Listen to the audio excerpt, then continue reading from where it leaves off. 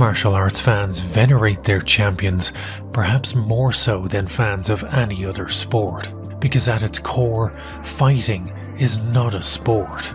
You can dress it up in the garb of legitimacy by placing it underneath 1,000 glaring lights, award an armada of glittering gold belts, turn the octagon into a ship of Theseus of corporate logos, and pose an endless parade of gormless celebrities on the perimeter of the cage, but that does not change the fact that they are still seated next to a cage. 30 years removed and the words of violent George Costanza still ring as true, because no matter how you dress it up, this is simply men beating the crap out of men, and it's good. All the celebrity endorsements and attempts to sanitize its image can't paper over moments like Anthony Smith telling his corner between rounds, "My teeth are falling out," or Ensign Inoue howling like a half-mad banshee to continue on in a fight that had seen him almost killed by Igor Vovchanchin, or Irene Aldana fighting for a round and a half with a head wound so deep her skull was visible. This is why fighters tend to be revered more than other athletes, and among fighters, maybe no other man has been revered quite so much as Fedor Emelianenko. With the fullness of time, Emelianenko's career has not so much been romanticized as it has been full-on fetishized. Emelianenko sexuals will tell you that this ice cream loving sweater enthusiast, this tabula rasa of emotionless Slavic violence, is the greatest heavyweight MMA has ever seen. And they're absolutely right. But let's briefly catch up on the Lineal timeline. When we last saw Fedor in this series, he had just mauled Minotauro Nogueira at Pride Final Conflict 2004. In that fight, he had unified the Pride Interim and Heavyweight Championship and also claimed the Lineal Heavyweight title. The title's line of succession was now Coleman, Smith, Couture, Inoue, Kerr, Fujita, Cro Cop, Nogueira, and now Fedor. Despite only being 5 years deep into his MMA career, Fedor was already on his 23rd fight, and aside from a no contest due to a clash of heads in his first meeting with Nogueira, he was undefeated. Technically. To find the sole blemish on his record at this point, we have to go all the way back to the year 2000, and a tournament that sounds like it got its title by feeding a Bible passage through Google Translate into Japanese and then back into English. World Mega Battle Open Tournament 2000, King of Kings. King of Kings was an attempt by the pro wrestling promotion Rings to pivot into full-on MMA. Rings owner Akira Maeda was known for his strong-style wrestling matches that blurred the lines between pro wrestling and real fighting, such as the time he tried to fight a drunk Andre the Giant for real, so it was only a matter of time before Maeda put on a real MMA show. Thanks to Maeda's ties to pro wrestling, Fedor found himself in a tournament surrounded mostly by pro wrestlers trying their leotards at MMA. The 2000 King of Kings tournament even featured legendary pro wrestler and MMA fighter Volk Han, the man who was the inspiration for Bayman in the Dead or Alive games, who was in turn my inspiration for hating the Dead or Alive games because fuck Bayman. While it is a relatively obscure piece of MMA history, King of Kings was like a primordial soup of lineal champions. The 99 and 2000 tournaments would play hosts to former lineal champion Randy Couture. That's great. And 3 future lineal champions, Fedor, Nogueira, and Overeem. In his second fight in King of Kings 2000, Fedor fought a man named Tsuyoshi Kosaka. While this man may be less recognizable than late-stage Mickey Rourke, Kosaka had fought in the early days of the UFC, and even beat Kimo Leopoldo at UFC 16, possibly because he watched Kimo's own fierce fighting on VHS and learned moves so painful there is virtually no attacker he could not defeat. Fierce fighting, the best fighting. Ah! Let's train! Cool. If we just look at the stats for this fight, first round TKO loss after 17 seconds, you'd assume Fedor had been on the receiving end of a near catastrophic hiding. But in reality, Kosaka threw an overhand right that was missed harder than Elon Musk at his kids' birthday parties. But as his fist sailed past Fedor's head, Kosaka's elbow caught Fedor right above the eye and opened a particularly bad cut. Despite being the spiritual home of the freak show fight, Japanese commissions are oddly squeamish about blood. The cut that was opened by Kosaka's wayward elbow was enough to get the fight stopped only 17 seconds into round 1, and despite elbows being illegal in rings, Kosaka was declared the winner in a very Matt Hamill, John Jones kind of way. Fedor said, "It's not a good memory. I was cut by Kosaka's illegal strike. There was blood coming from my eyebrow and I couldn't finish the fight. The ring's judges gave the victory to Kosaka and wouldn't give me a revenge match. I don't think it was fair." Jones never got the chance to avenge his devastating loss to Hamill, but in Fedor's first fight as Lineal champion, he would rematch Kosaka at Pride Bushido 6, April 3rd, 2005. The rematch played out like a bizarre inversion of their first fight. In the opening seconds of round 1, Fedor clipped Kosaka with a glancing knee that opened a cut over his left eye and bled so freely it threatened to stop the fight. Pride's officials weren't as easily swayed by the sight of blood as rings, however, and unfortunately for Kosaka, the fight was allowed to continue. For the next 10 minutes, Fedor directed every bit of simmering frustration he had felt for the last 5 years towards the gash above Kosaka's eye. He spent the entire fight contentedly sitting in guard, raining down laser-guided hammer blows that time after time found their mark on that inch-long target. Throughout his career, Fedor displayed the emotional range of the colour beige being played by Gal Gadot in interviews or the ring. But the Kosaka fight feels different. Fedor seems genuinely pissed throughout this entire fight, and while his sociopathic Slavic gaze never betrays a flicker of emotion, you can feel every bit of seething anger in the absolute mauling and deliberate targeting of Kosaka's damaged eye. After 10 minutes of this, the fight was waved off, and Fedor had emphatically avenged his first loss and defended his Lineal title for the first time.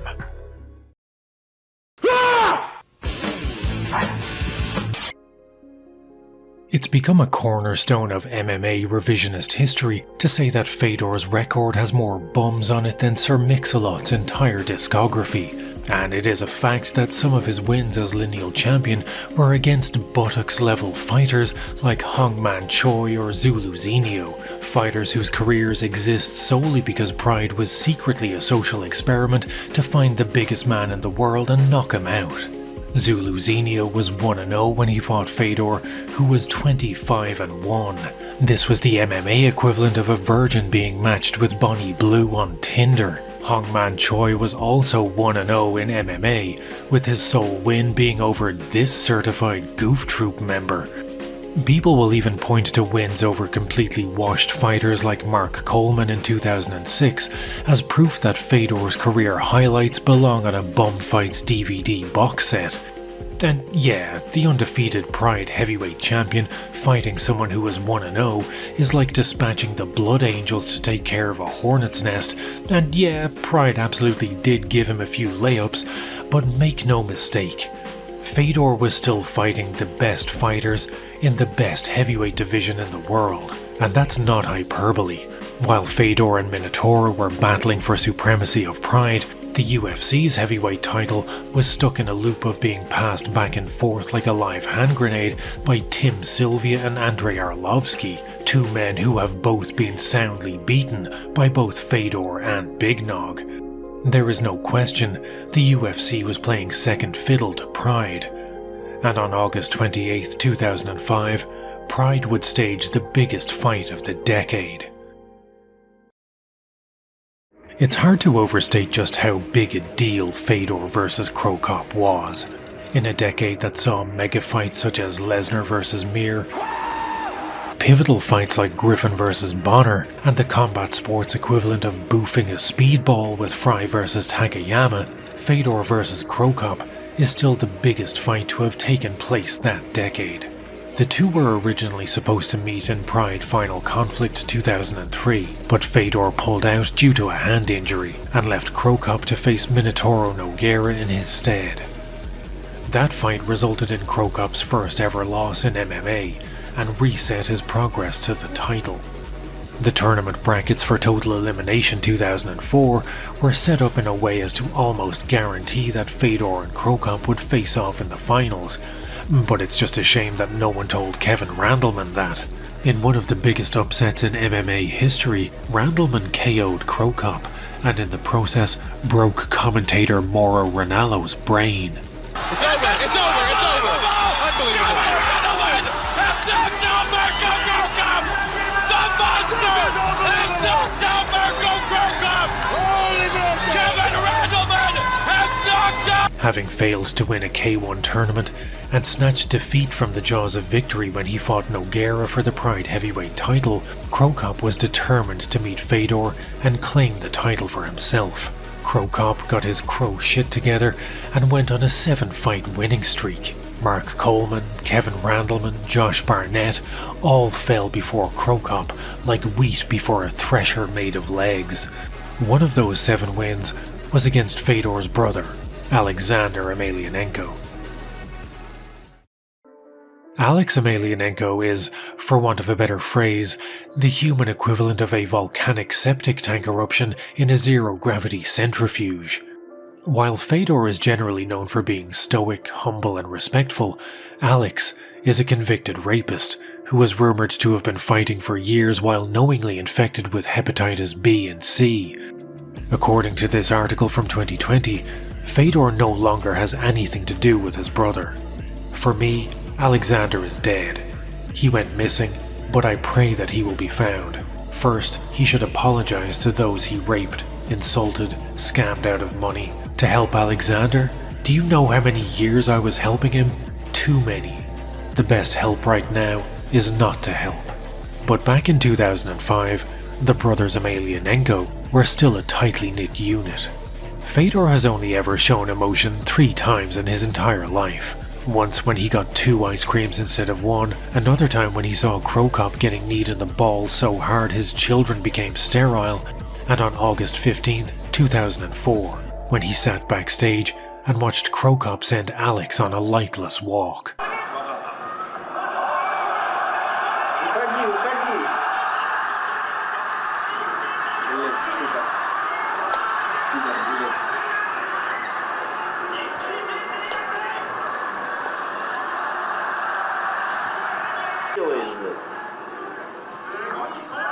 Блять, ёбаный в рот, сука.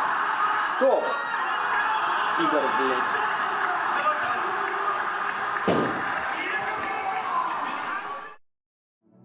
Cro Cop's last fight before challenging for the title was against one of Fedor's teammates, Ibrahim Magomedov. Magomedov left the ring with 1 less liver than he entered it with. Oh, he's got a liver kick! It's over and out! And that's it! The cancelled bouts, the knockout of his brother, the demolition of his teammate, all of this was building to a colossal showdown between what were undoubtedly the 2 biggest MMA stars of the decade. On August 28, 2005, at Pride Final Conflict, Fedor and Cro Cop finally set foot in the same ring. But not before Pride put out a promotional trailer that contains near fatal levels of hype.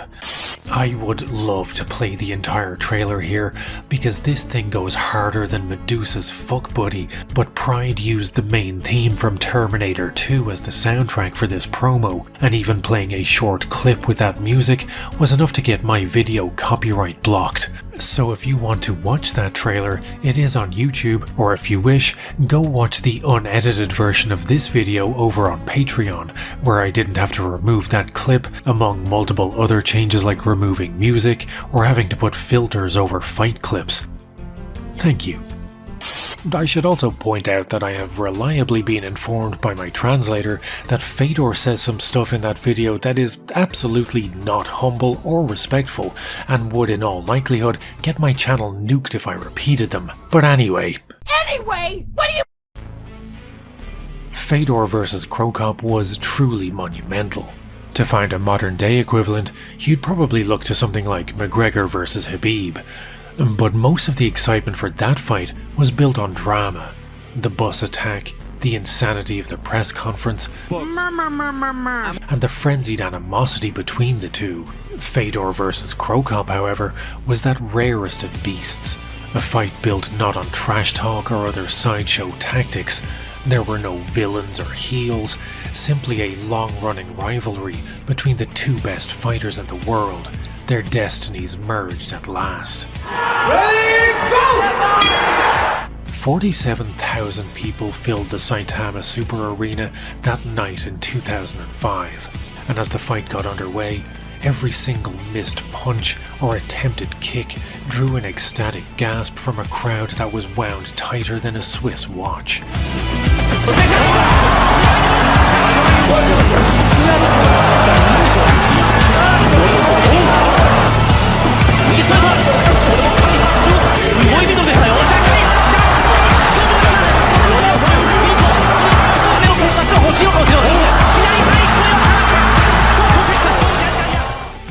Even watching this fight today, that atmosphere still holds a charge. Fedor was famous for beating his opponents at their own game. When he fought Big Nog, he spent the entire fight in Nogueira's guard, ostensibly his strongest area, and beat the shit out of him there. With Cro Cop, Fedor kept the fight standing, and put himself at risk of becoming another victim of Mirko's supersonic shin. Fedor pressured Cro Cop constantly in an attempt to take away his strongest weapon, the cemetery kick. But that didn't stop Cro Cop from landing hellacious body kicks that instantly busted up Fedor's right side, and landing glancing kicks to the head. Cro Cop even landed a punch that broke Fedor's nose, all attacks that would have stopped a mere mortal. But Fedor was not human. This was the man who survived the Randleman Giga Suplex, a move outlawed by the UN as cruel and unusual punishment. Prime Fedor was simply not human, and as the first round ended, Cro Cop had the worried look of a man who has been set an impossible task. To his credit, for a further 2 rounds, Cro Cop never stopped trying to push that boulder uphill, but Prime Fedor was an unstoppable force, and all before him were movable objects. Cro Cop made a valiant effort, but after 3 rounds, it was clear which way the pendulum had swung. Fedor was declared the winner on all 3 judges' scorecards, and retained the Pride and Lineal heavyweight titles.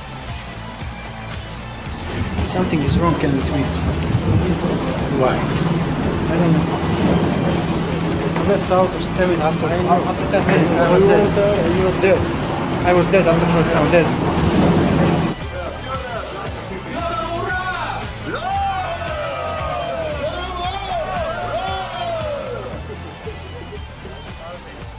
Vodka tonight. Pepper vodka.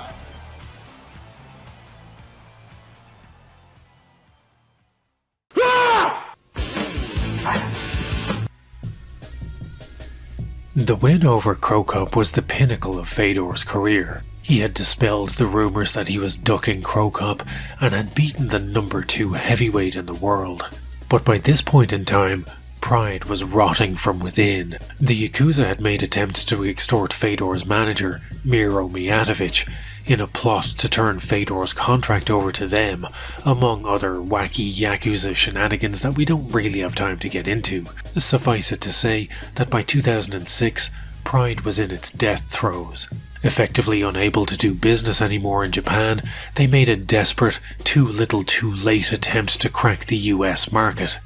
They staged their first ever card in the US, Pride 32, in October of 2006.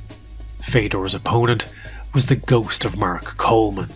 By this point, Coleman's prime had been so long ago it was filmed in black and white.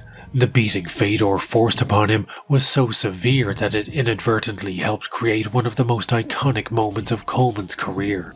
That of him attempting to console his terrified daughters post-fight, pleading with them through a swollen and bloody rictus that Daddy was okay. Come here, baby. I'm okay. Daddy's okay, baby. Daddy's okay. okay, baby. Come on, okay. I feel good. It was only fitting that Fedor would headline the last Shockwave event that Pride would ever stage. What had started with the biggest MMA event of all time, Shockwave 2002, ended on December 31st, 2006. As the era of iPhones and social media slouched towards dawn, Fedor submitted Mark Hunt in the main event of Shockwave 2006. And as streamers rained down from the rafters of the Saitama Super Arena and coated the ring in waves of glittering silver ribbons, Fedor's tenure in Pride came to an end. –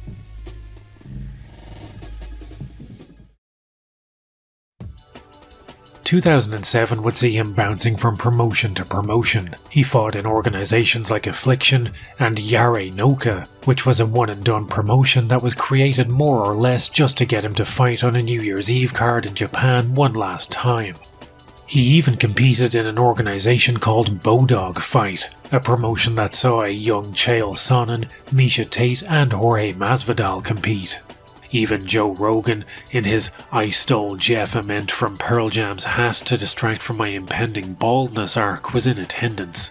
Bodog Fight was a spin-off of Bodog.com, an online casino fronted by Calvin Ayre, a man who looks like what would happen if an Ed Hardy shirt made a wish to become a real boy.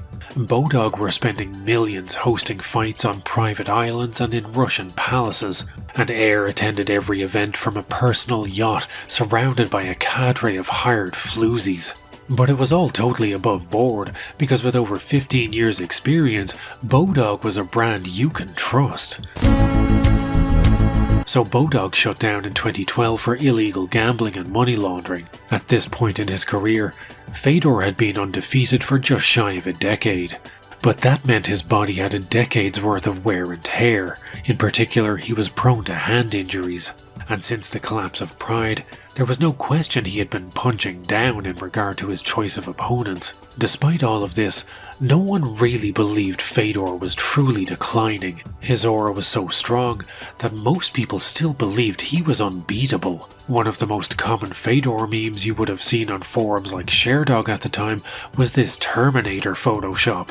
Even his opponents seemed to think he was invincible.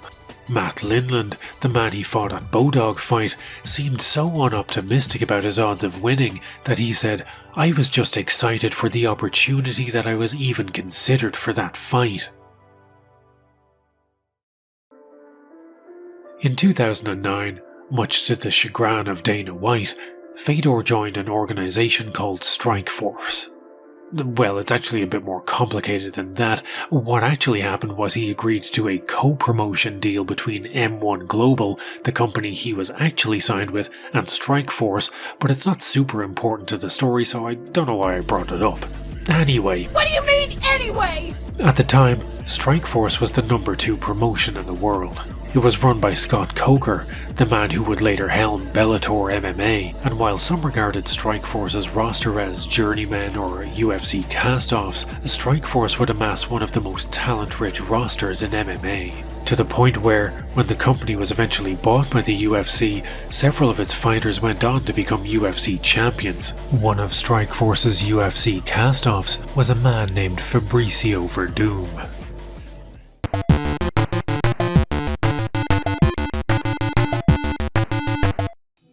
Fabricio Werdum is a Spanish-Brazilian heavyweight who is most famous for this hilarious Werdum face meme that he invented. Oh, look at him, it's so funny. I don't really care to talk about him and his stupid face. That's the only thing we agree on. It is a stupid face.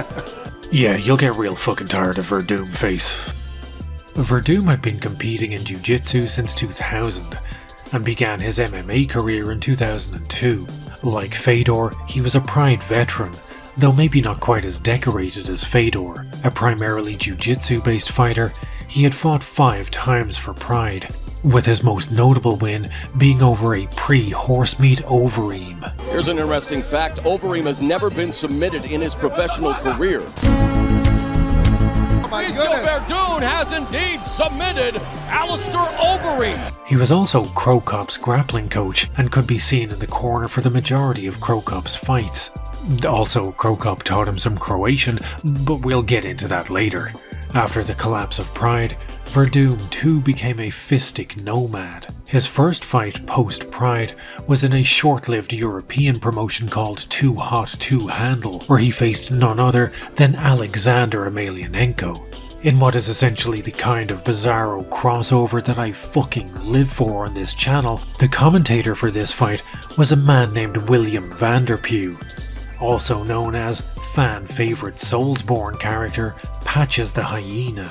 Vanderpue commentates in the most reserved British fashion imaginable, giving us a glimpse into what it would sound like if Joe Rogan had gone to a boarding school for magical wizards. Well, he's got a choke on Emelianenko now, from what I can see.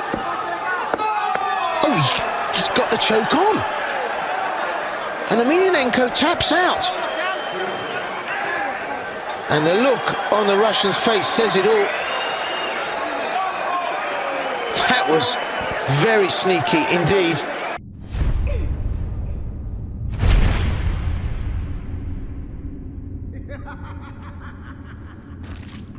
This is what I do, my friend. That was very sneaky indeed. Werdum defeated Emelianenko via submission, and I believe I am contractually obligated to play this clip now. Foreshadowing is a narrative device in which suggestions or warnings about events to come are dropped or planted. With the win over Emelianenko, Werdum was picked up by the UFC. He would have a relatively unimpressive tenure there, with 2 wins and 2 losses.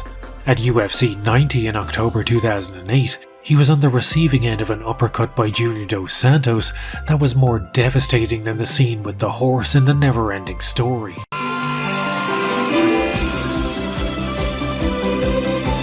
A 2-2 record apparently wasn't enough to cut it in 2010's UFC, and since 2005 he had struggled to put together anything bigger than a 2-fight win streak. After the Dos Santos knockout, he found himself wandering the MMA wastelands once again. Werdum said, "They kind of used me and threw me out. That UFC business is complicated. It's tough to swallow that they would terminate your contract after 2 nice wins just because you lost the last one, regardless of how it happened. Business is business, it seems, and there's no soft spots involved. That's how it works. If they don't like it, you're out." A little over a year after being bounced from the UFC, in August of 2009, Werdum made his debut in Strikeforce. He picked up 2 wins over Mike Kyle and Bigfoot Silva. Kyle was a journeyman, and Silva, well, we'll get to him later, but on the 26th of October 2010, Werdum would face the biggest challenge of his career when he fought Fedor Emelianenko.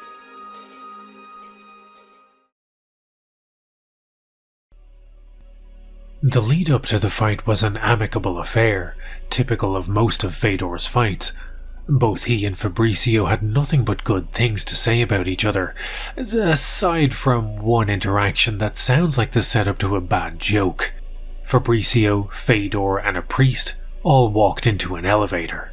Werdum thought that this would be the best time to demonstrate some swear words Cro Cop had taught him, as Croatian and Russian swear words are very similar. In his best Croatian, he proceeded to tell Fedor and the priest to go fuck their mothers.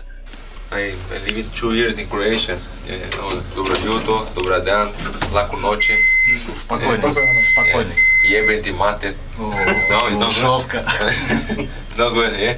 Not good. Bad word. Fabricio claimed in a later interview that he had only said son of a bitch, but I've had this translated and confirmed that in what could be classed as Cro Cop's final greatest revenge, Fabricio very strongly suggested that Fedor and a priest should go commit Old Testament tier immorality. Strikeforce Fedor vs Werdum was a great card to lose a fight on. If you had to lose, this was the kind of card you want to do it on. You could lose via uncontrollable sobbing, and it would still be buried in the headlines the next day, just another footnote in a far bigger story. Going into this fight, Fedor was riding a 27-fight win streak. In most weight classes, that would be inconceivable. At heavyweight, it was more unheard of than Jeremy Renner's debut album. Unpredictable, I gotta tell you. His last and only loss was so long ago that it coincided with the release of the Sega Dreamcast. Meanwhile, the promos for this fight were being done on EA Sports MMA for the PlayStation 3. Fedor was 2 console generations deep into a win streak. Prior to the fight, Fedor gave an interview in which he said, "I'd like to finish my career without any losses, and at that point, we'll see what God has planned for me." His aura of invincibility was such that even Werdum himself wasn't convinced he could win this one.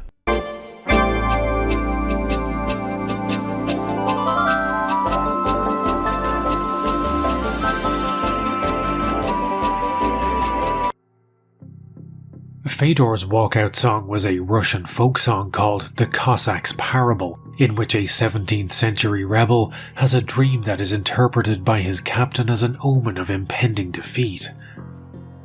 As the lights dimmed, Werdum was introduced to a chorus of booing, while Fedor was resoundingly cheered. It was obvious who the sold-out crowd had come to see. Only seconds into the fight, Werdum was hit with a punch that sat him down.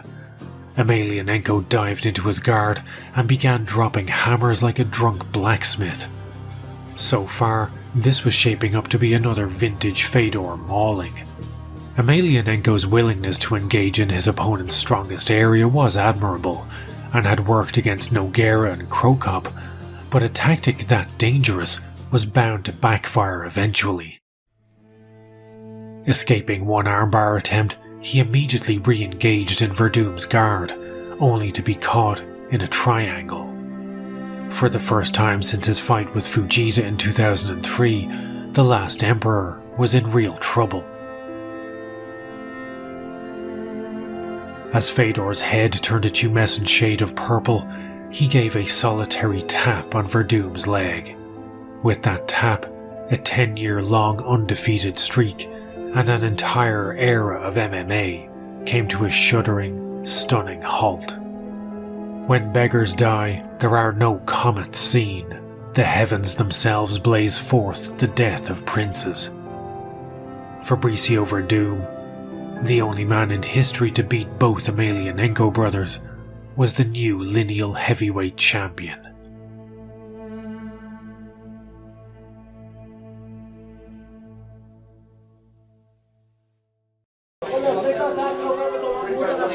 Fedor.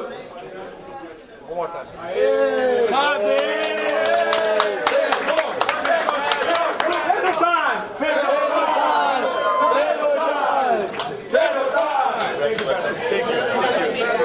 You want a rematch? Rematch, no problem. Rematch. The fallout from Fedor vs Werdum was unprecedented. MMA had seen big wins and big losses before, but nothing on this scale. Forums like Sherdog and the MMA Underground crashed under the weight of commenters rushing to discuss this fight. A million white-hot takes were furiously typed into existence. Fedor was washed. The fight was a work. Fedor was finally exposed as the Sir Mix-a-Lot-level bum he had always been. But one recurring theory you can still see being regurgitated today is that this fight sank the entire Strikeforce promotion. In order to try and figure out the veracity of this claim, I spoke to former Strikeforce CEO Scott Coker.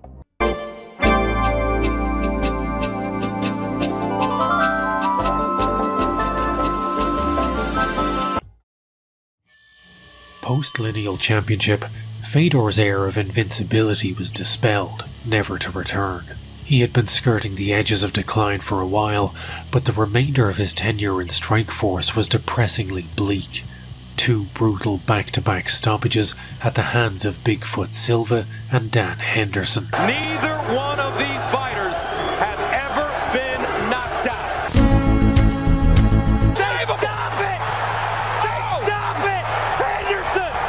Stopping Fedor Emelianenko in the first round! By the time his contract with Strikeforce was up in 2011, he was on a 3-fight losing streak, an outcome that would have seemed unthinkable only 2 short years ago.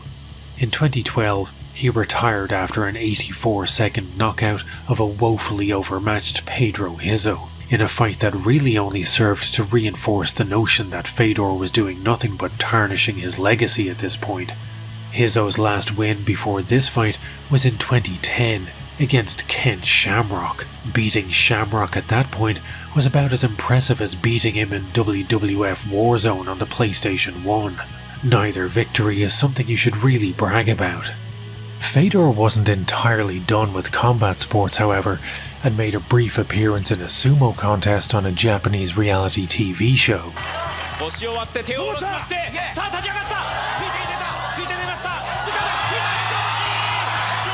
But MMA retirements have less staying power than a teenage father, and Fedor unretired in 2015. To his credit, at this point he was on a 5-fight win streak, but again, the level of competition was at best questionable, at worst farcical. His best win was over everyone's favourite free pornography advocate, Jeff Monson, who was so far past his prime he'd need a search party to find it. But he had at least been legitimate competition at one point in his career. His worst win was when he entered the Ryzen Grand Prix in 2015 and beat Jaideep Singh, a man whose entire MMA record is essentially 4 bums and Fedor. Singh barely even made it to fight night, after being declared unfit to fight because he was quite literally too unfit.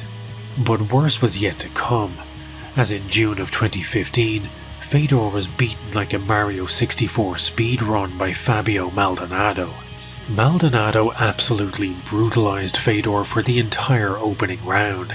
In any other country, this fight would never have made it past the first round, but Emelianenko was fighting on home soil with 3 Russian judges, a Russian referee, on a canvas that bore his own name, and was also president of the Russian MMA Union. The only way this fight was being stopped was if Maldonado travelled back in time to kill Fedor's incredibly hot mother before she could birth him. Fedor unbelievably survived, and objectively won the next 2 rounds, but at best, this fight should have been ruled a draw owing to a clear 10-8 round in the first, a sentiment shared by Khabib Nurmagomedov's own father. The fight was ruled a decision win for Fedor, with 2 judges giving him the fight 29-28, and the one judge who did score the fight a draw was forced to explain herself in front of national TV and developed a severe case of defenestrophobia. Soon after the Maldonado fight, Chechen dictator and beard enjoyer Ramzan Kadyrov put on an MMA show of his own, one in which his 8 and 10-year-old sons competed in full contact fights with no protective gear. Fedor, as head of the Russian MMA Union, spoke out against this, calling it unacceptable and cannot be justified. Fedor even said he was outraged. Do you know what it takes to make this Slavic monolith of impassivity outraged? The last time this man was outraged, Team America was still in the theatres, so you know this was serious. Only days after criticising Kadyrov, Fedor's daughter was hospitalised after a random street attack, which I'm sure had absolutely nothing to do with him having the nerve to speak out against a brutal dictator. In a bizarre twist of irony, MMA fighter Abdul Karim Edilov would take to Instagram to praise Kadyrov and admonish Fedor. Edilov himself would die under mysterious circumstances shortly after displeasing Kadyrov in 2022. But don't worry, I'm sure that's the last we'll hear from Kadyrov in this video. Fedor's last fights were in Bellator, a position that did for his career what the flute did for Andre 3000's. The highlights of his tenure were a win over a corpse-bloated Rampage Jackson and the decaying husk of Chael Sonnen. The lowlights were KO losses to Matt Mitrione and Ryan fucking Bader. A fighting career cannot exist on borrowed time, and Fedor's wasn't so much borrowed at this point as it was stolen outright. He could only belay the inevitable for so long. After 23 years of fighting, Fedor retired for good in 2023. While it is undeniable that his late-stage career was less than stellar, from the years of 2000 to 2010, he stood astride the world of MMA as a colossus. A thing of beauty is a joy forever, and Fedor's prime was made of such terrible beauty that it will never pass into nothingness.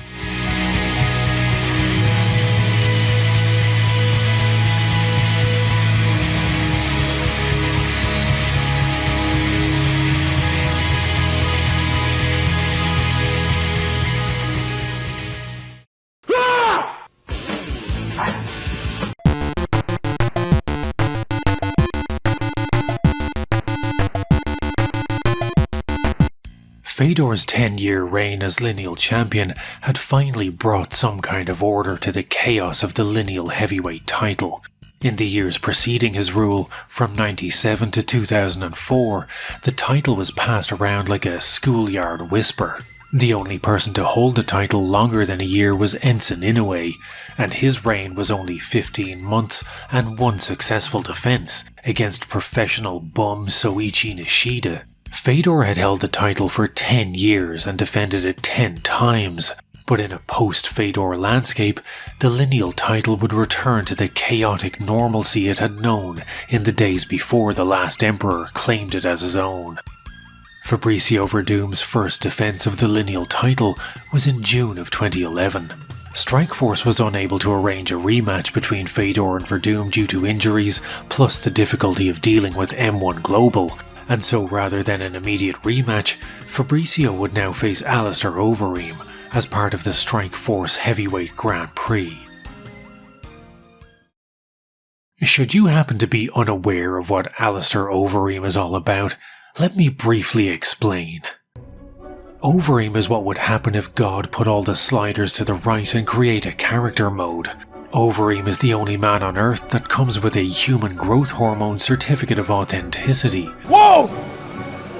Very fantastic body! Overeem is what happens when you undergo twink death and twonk rebirth. Overeem is what would happen if Holland put 100% tariff on muscles and had to grow all their own at home. Overeem is a Gears of War character who was rejected for having unrealistic proportions. Overeem is what Brock Lesnar checks under his bed for every night before lights out. Overeem is the human equivalent of a blast beat. If an extinction level event was capable of fucking your wife, it would be called Alistair Overeem. I heard that Overeem went into a laboratory and took all the steroids in the laboratory and they had to close the laboratory. Now that that's out of the way.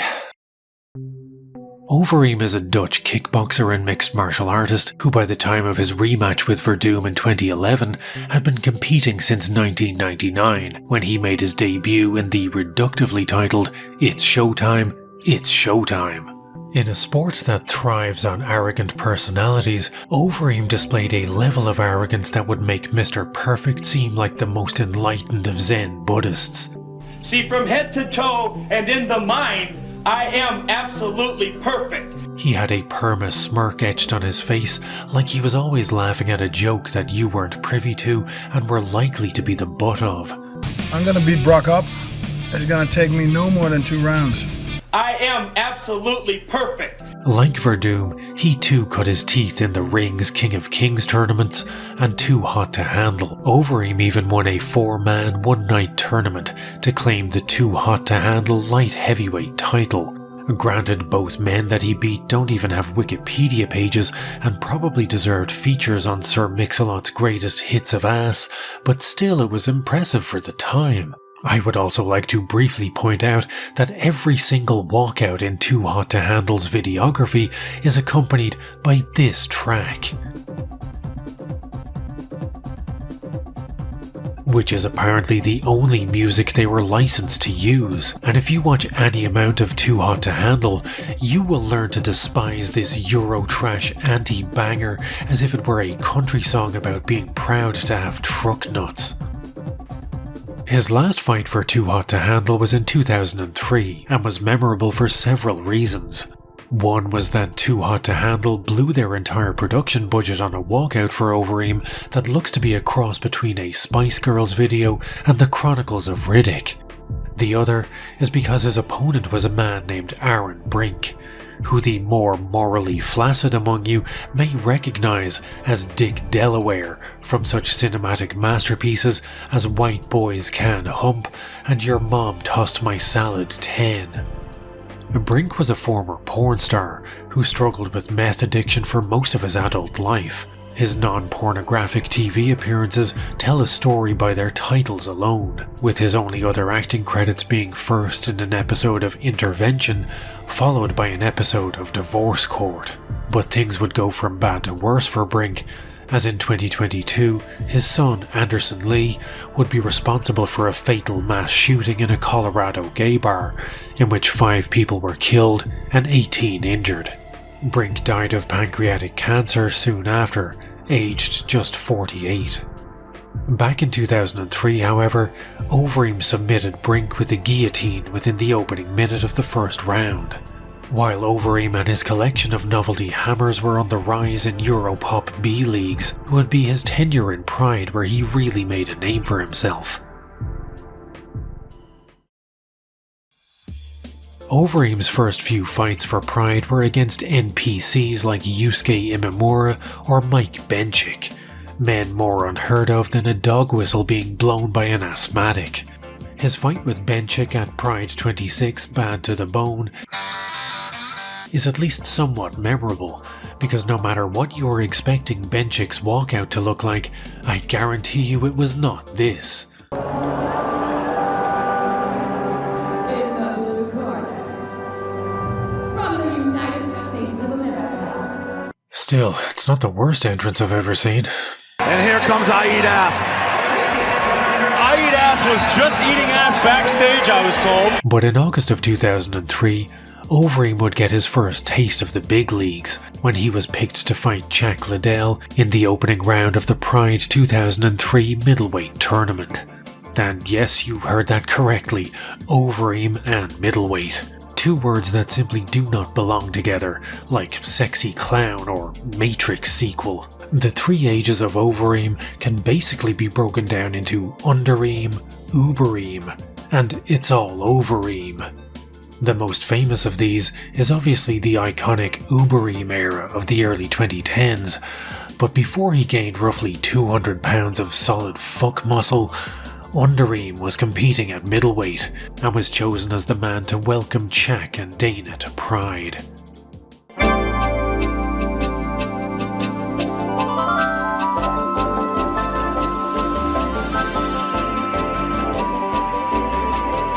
Now we know that the UFC is coming here to show the world that they're stronger than Pride. So this is a fight against Pride, Pride against UFC. And there's another little thing. The president, Dana White from the UFC, put a bet down for $250,000, and he says that Chuck Liddell is going to win this whole tournament. What do you think of that? Well, boss, I think that's a stupid bet. And I'll tell you something else. If I had $250,000, I'd put it on myself because I'm going to wreck Chuck. Liddell, now! Oh, baby, oh! Chuck Liddell! Unbelievable! Chak would crash out of the tournament in the next round, but don't feel bad for him, because while he didn't become Pride middleweight champion, he did eventually go on to star in the greatest movie since Miami Connection, Fight of Fury. Hey Brandon, good to see you. Yeah.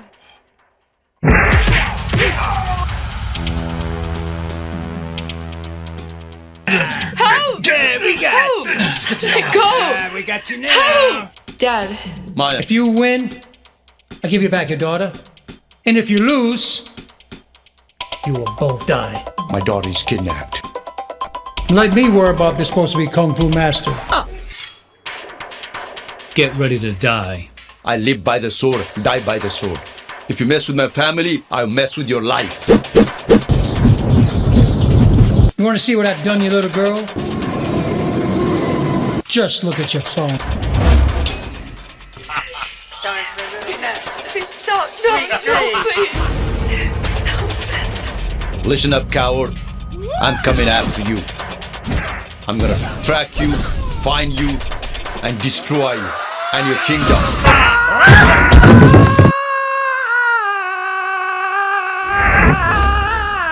Dan, okay, look, I realize that is actually a Chuck Liddell lookalike, or a Chuck-alike in the trailer for Fight of Fury, but someone, not me, has been editing Chuck's wiki page to add an acting credit as Crime Boss in Fight of Fury. In part 1 of this series, we had a similar situation arise with Maurice Smith and Miami Connection, so just deal with it because this is what you signed up for when you clicked play on this video. Going into the fight with Chak, Overeem was on a 12-fight win streak, but Chak would bring all that momentum to a grinding halt only 3 minutes and 9 seconds into round 1. And again, I understand that the concept of this man knocking out this man is like finding out that Pantera used to be a glam metal band. It's a concept that just shouldn't exist, but it does, and the sooner we come to terms with it, the better. If we examine his record post-Chuck, a pattern starts to emerge. Overeem steamrolls mid-tier competition, like the time he straight up fucking murdered Tom Duffy, or the time he walked out to jaunty 2010's pop banger I Got a Feeling by the Black Eyed Peas, only to hit Evan Teixeira with the kind of body shots that are normally accompanied by a Mortal Kombat X-ray cam. Here we come. We gotta rock. Easy come, easy go. Now we on top. But while he was able to dispatch bombs with ease, conversely, he was incapable of beating the truly elite talent. He lost 2 fights apiece to Nogueira and that handsome bastard Shogun Hua. In the years between losing to Chak and entering Strikeforce, he won 9 fights, but lost 8. It would take him 4 years and several leaps in pharmaceutical science before he could build another double-digit win streak. Starting in 2007, he beat Paul Buntello to claim the Strikeforce heavyweight title. And this fight is interesting because I can't find a single frame of footage of Overeem vs Buntello anywhere. It's not on YouTube, it's not on Fight Pass, it's as if all trace of this fight has been erased from existence. But thankfully, 13 years ago, the YouTuber PS3 Gaming 92 uploaded a recreation of Overeem vs Buntello for UFC Undisputed 3 on the PlayStation. What's great about finding this video is that even if I wanted to try and recreate this fight myself, I can't even play as Overeem anymore because he was only available as a fucking downloadable code from Facebook. But the absolute best thing about this video was discovering that commentator Stephen Quadros actually cracks jokes about the mythical fighter Horsemeat Overeem, and I love this so goddamn much. Alistair Overeem loves horse meat and is a champion in K1.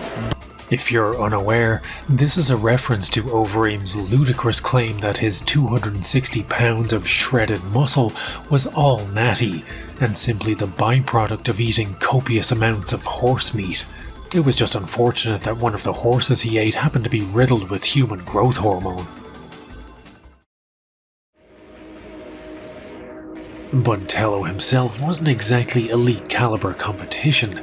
He owns a loss to Daryl Schoonover, who you might recognize as the kid Rampage Jackson mercilessly bullied on the set of Ultimate Fighter Season 10. What the hell you doing here, titties? I'm looking for my man. It's time for y'all to get the hell up out of here. But a win is a win, and his victory over Buntello was the beginning of a 10-fight win streak, a cameo in LMFAO's Sexy and I Know It, and a showdown with his old nemesis, Fabricio Werdum. Werdum and Overeem would have their rematch in June of 2011. In an interview with ESPN's Brett Okamoto, Overeem would claim that the biggest difference between the first fight and the rematch would be about 40 pounds of whoop-ass, which might be accurate if you only count head muscle. Werdum vs Overeem 2 is the Sistine Chapel of shitty fights, and probably one of the worst fights in the Lineal heavyweight timeline. The fight was a contest between a grappler who refuses to strike and a striker who refuses to grapple. Werdum spends the majority of the fight literally pleading with Overeem to dive into his guard, and Overeem spends his portion of the fight stuffing half-assed takedowns and springing out from between Werdum's legs like a man who's just been hit with the dreadful weight of post-nut clarity. Only minutes into round 1, the arena was filled with more boos than a fucking ghost train. And even before Overeem was announced as the winner by unanimous decision, a disappointed crowd were scurrying for the exits, hoping to beat the traffic home. After one of the most lackluster fights in Lineal history, Alistair Overeem was the new Lineal heavyweight champion.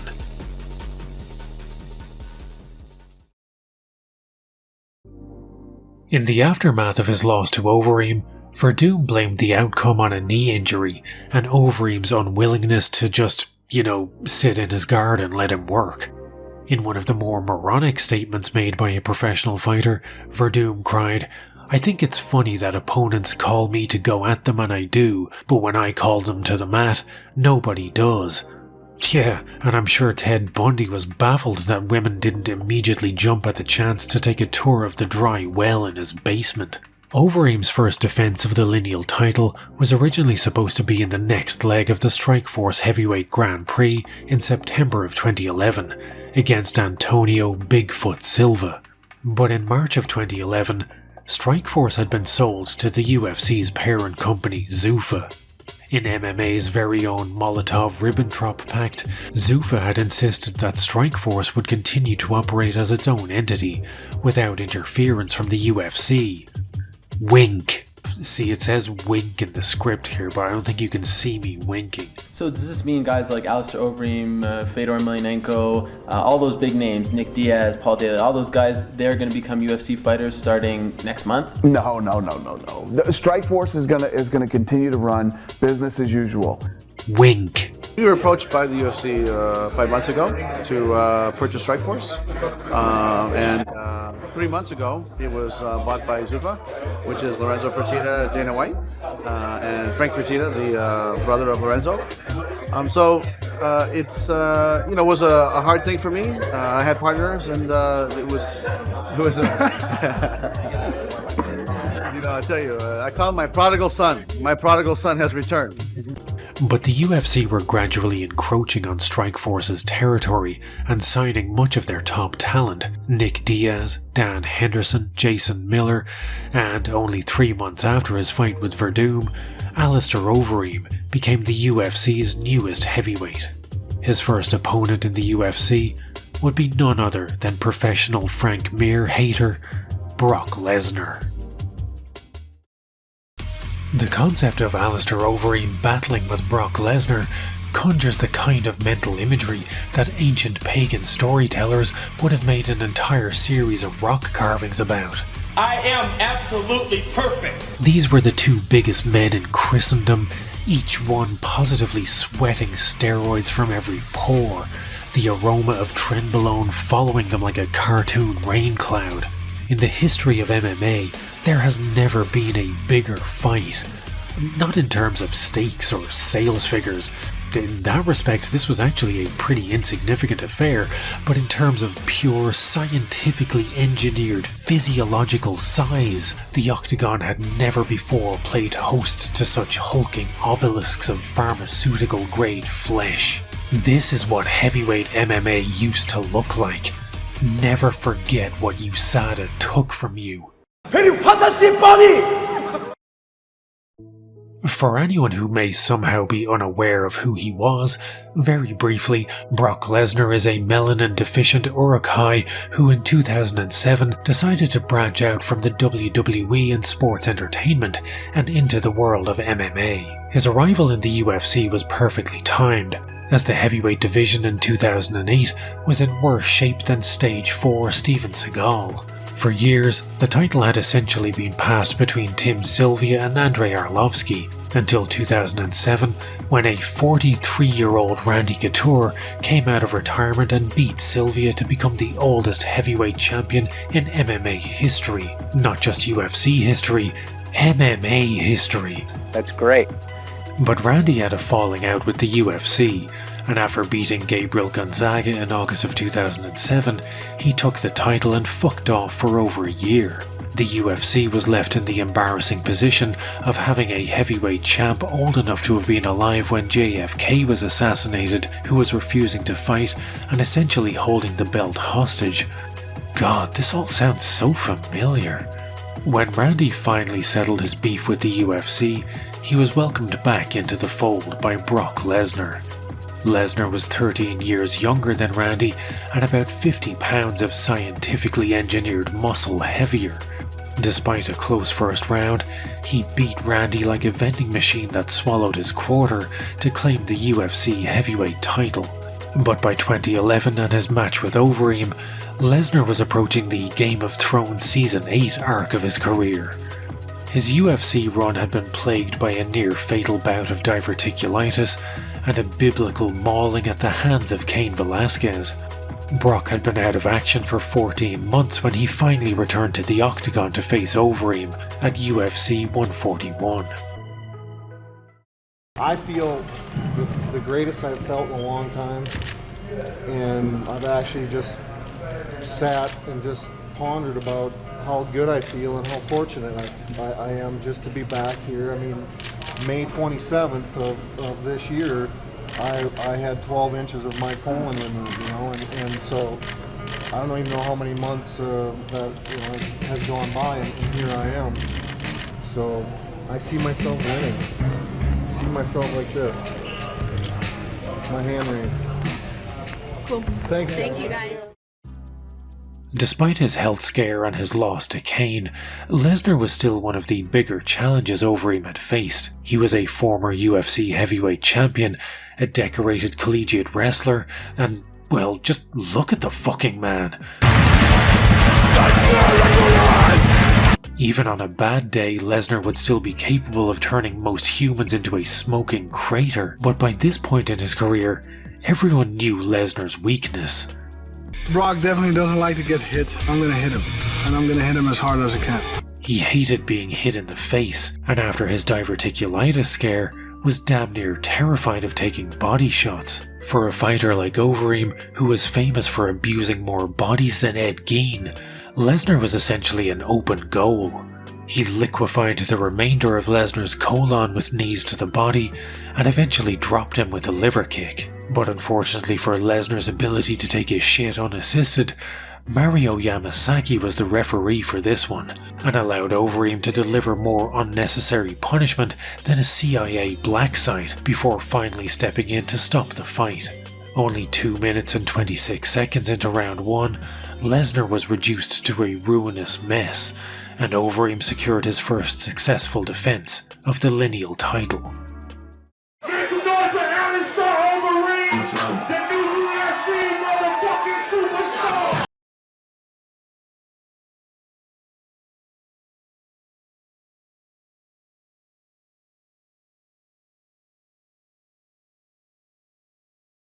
If you don't know the name, you need to know it.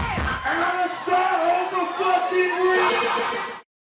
Overeem had originally been scheduled to have his first defense of the Strikeforce and Lineal heavyweight title against Antonio Silva, but Overeem had followed a trail of human growth hormone leading to the UFC, and that fight never took place.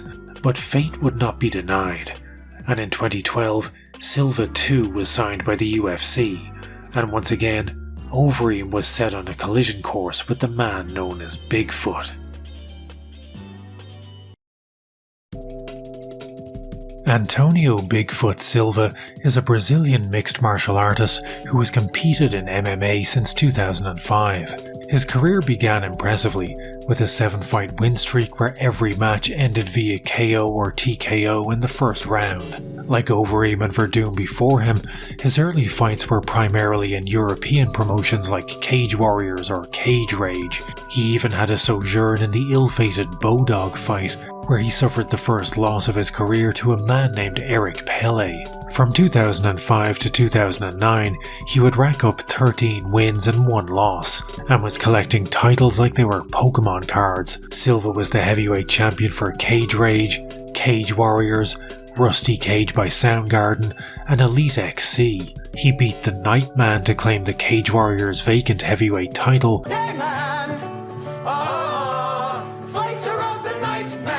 and he claimed the Elite XC heavyweight title on the 26th of July 2008 at Elite XC Unfinished Business, an ironic title for an organisation whose business would be finished for good only 3 months later. His opponent was a man named Justin Eilers.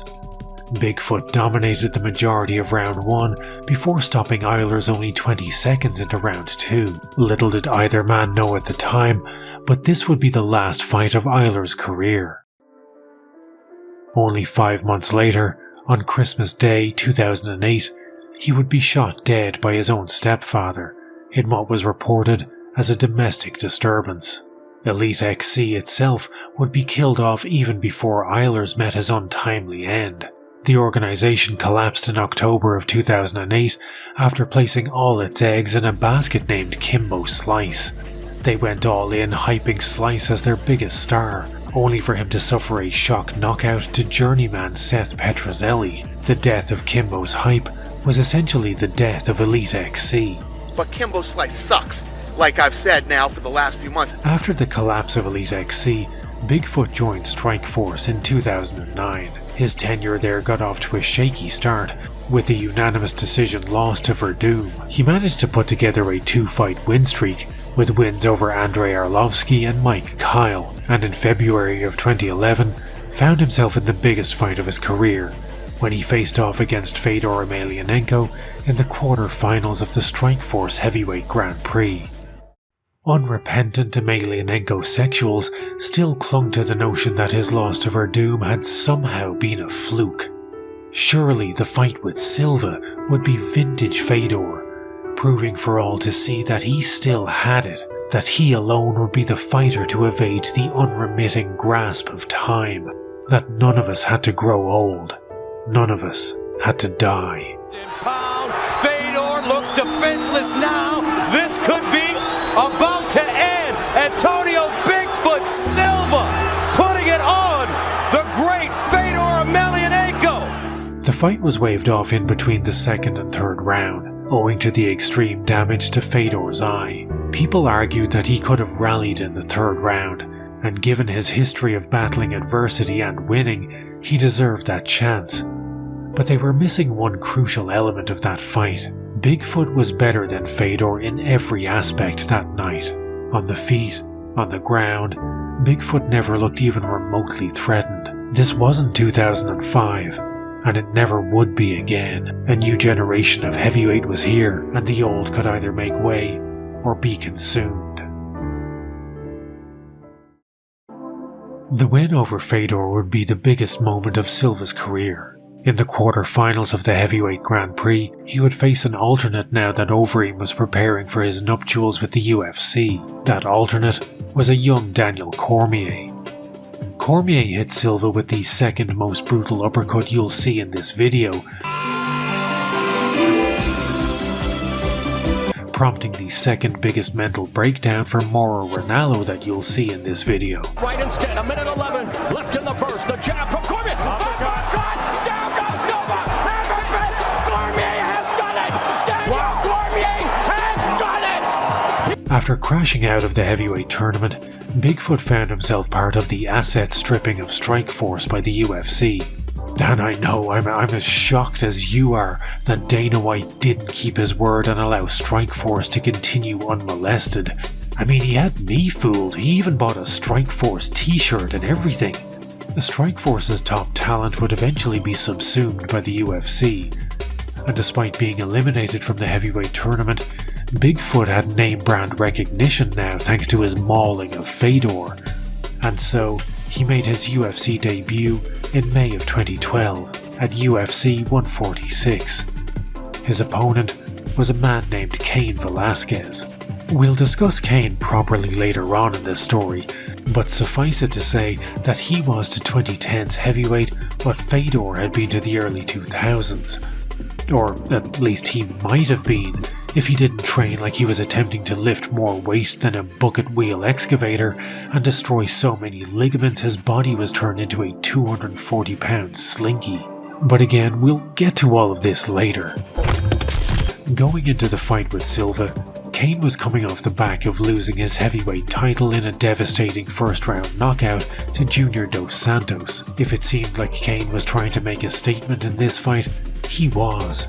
He needed to prove he was still championship material, and he did so by bludgeoning Silva to the point of inducing a spontaneous orgasm in the Just Bleed guy.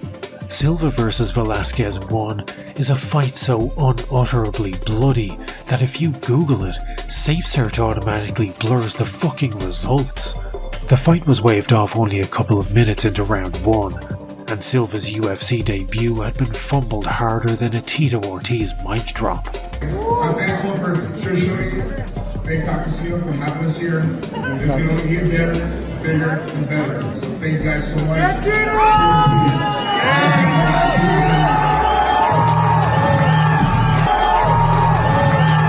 He would bounce back with a win over Ronda Rousey's girlfriend, Travis Brown, and with that, the stage was set for his inevitable clash with Alistair Overeem on the 3rd of February 2013 at UFC 156. But if we can briefly go back to UFC 146 for a second, 146 was notable because every single fight on the main card was a heavyweight fight. There were 5 elite level heavyweights competing that night. Junior Dos Santos, Frank Mir, Cain, Bigfoot and Stipe were all on this card. Come in to find out all about him, old evil, man. It's honestly difficult to imagine a card like this taking place today, given the current state of the heavyweight division. Looking at it now, UFC 146 seems less like a ringing endorsement of 2010's MMA and more like a scathing rebuke of the dark ages we inhabit now, where the UFC heavyweight champion would rather spend time drunkenly heckling comedians to the point they give up comedy and become right-wing grifters than actually fighting. And that actually happened.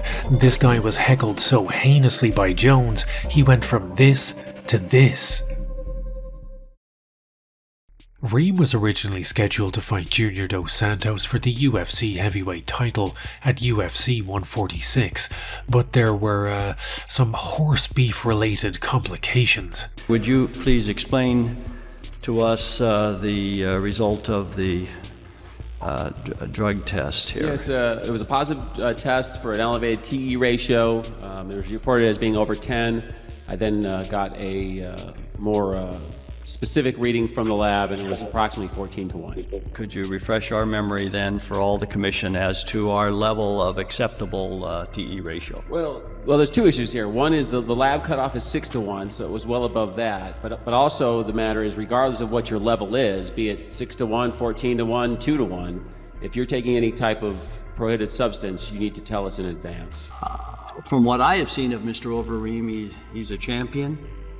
He fights like a champion. I have no reason to think that he juices himself with steroids. You stupid! He was given a 9-month suspension and his title fight with JDS was scrapped. Instead, he would now face Bigfoot Silva on the 2nd of February 2013 at UFC 156.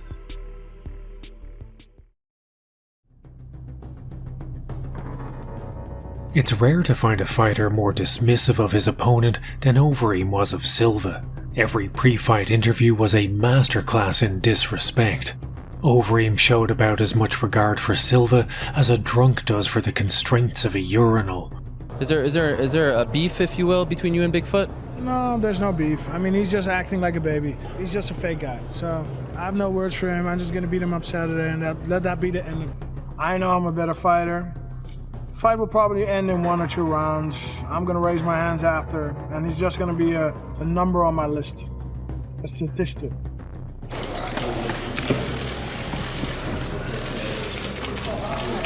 He said, "You better start showing some respect." And he goes, "I'm gonna fucking destroy this." Tomorrow, you're a dead man. And then he walked off. And for the first 2 rounds, it seemed like it was all justified. Overeem toyed with Silva throughout, showing negative respect for his striking, smirking at him, and generally giving off an air of 260 pounds of prick. He was on course to cruise to a decision win, until somehow Bigfoot returned. Only seconds into round 3, Overeem's disrespect for the man who had bludgeoned the greatest heavyweight of all time into a bulbous mess was about to cost him dearly. In one of the most cathartic moments in MMA history, Bigfoot decided he'd had enough of Overeem's shit and blitzed him with a head kick, followed by a ceaseless discharge of some of the most pinpoint accurate, chin-seeking missiles you'll ever see.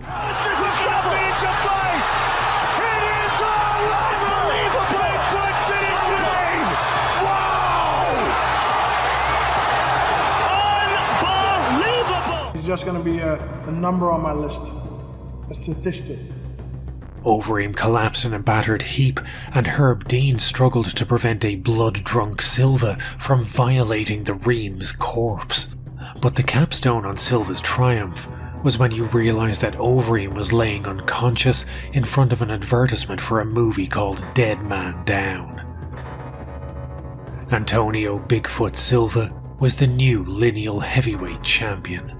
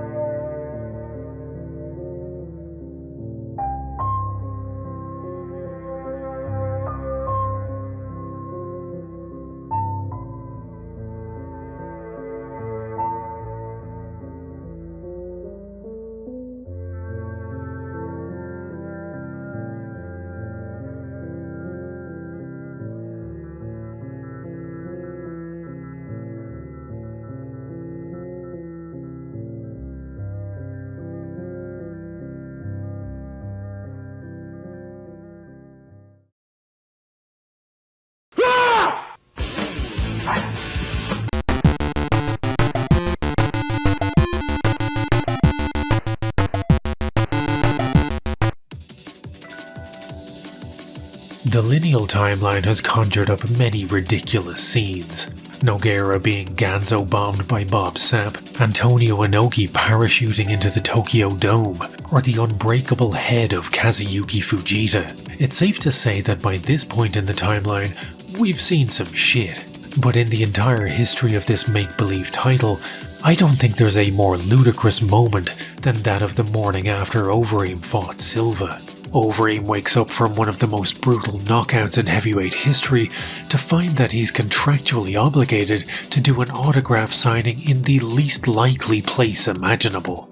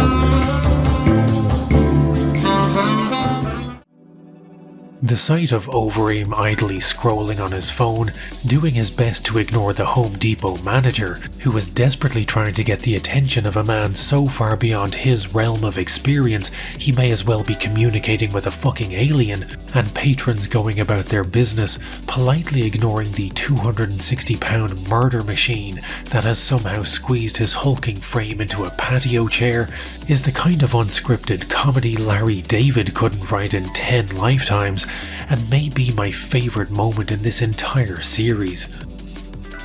After the loss to Silva and the loss of his Lineal champion status, Overeem's career trundled along much the same as before. He was still set on completing his quadrilogy of titles. He was the former K1, Dream and Strikeforce heavyweight champion, and he wanted to complete the set with the UFC heavyweight title. Between 2014 and 2016, he managed to put together a run of 4 wins, including one over former champion Junior Dos Santos. This put him within arm's reach of attaining his dream, when on the 10th of September 2016, he would earn his first and only UFC heavyweight title shot. When Overeem was born, he was cursed by a wandering gypsy with the ability to snatch defeat from the jaws of victory. He'd done it against Silva by not taking the man seriously. He did it by beating Chuck Liddell's ass so hard he gassed out in the first round. Hell, it's rumoured the man has never even won a game of Smash Brothers in his entire life. And when he fought Stipe Miocic for the heavyweight title, he would do it again, in the most embarrassing way possible. Overeem dropped Stipe early with one shot, but rather than try and finish him with strikes, he immediately dived for a guillotine.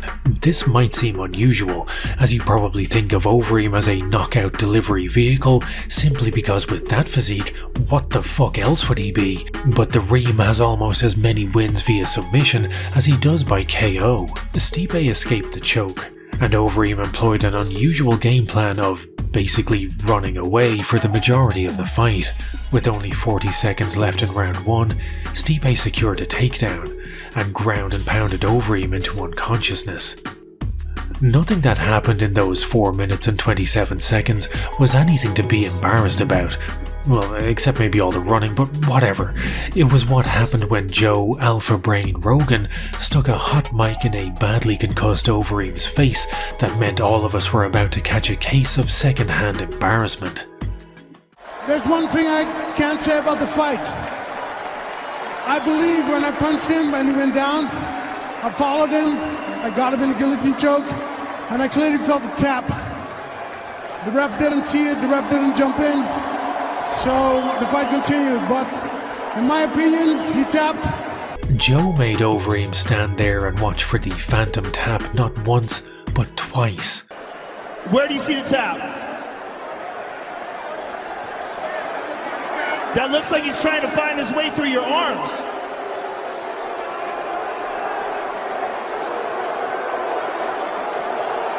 Well, it didn't look like a tap to us, but I understand that you felt that way. And thank you for a great fight.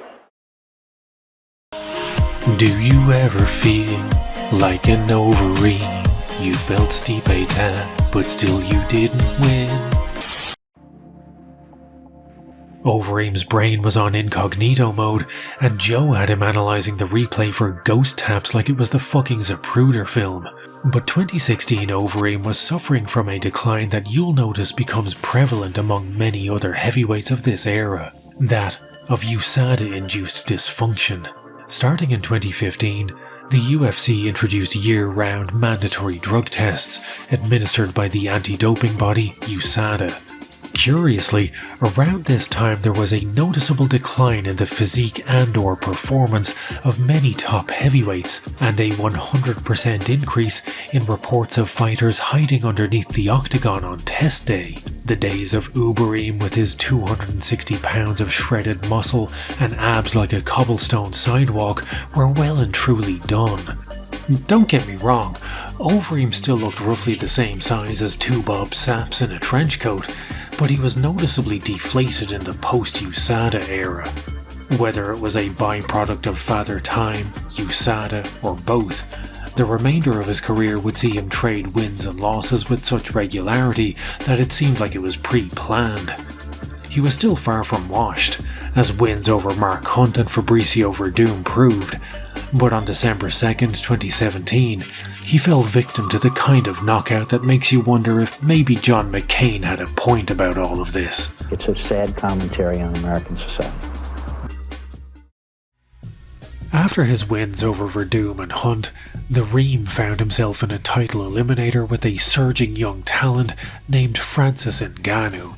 Francis was on a 10-fight win streak, 6 of which were under the UFC banner, and Dana White was gleefully comparing his punching power to that of a Ford Escort. Francis Ngannou has the world record for the most powerful punch. His punch is the equivalent to 96 horsepower, which is equal to getting hit by a Ford Escort going as fast as it can. Which just tells me Dana knows less about physics than he does about good hair care routines. Francis and Alistair would meet in the main event of UFC 218. 1 minute and 42 seconds into round 1, the wheel turned anew, and it was once again time to sacrifice an aging champion to a young contender. Forget JDS, forget DC, Francis Ford Escort hit Overeem with the single most brutal uppercut you'll see in this or any other video. Maynard's phone to try to get a matchup with a gun.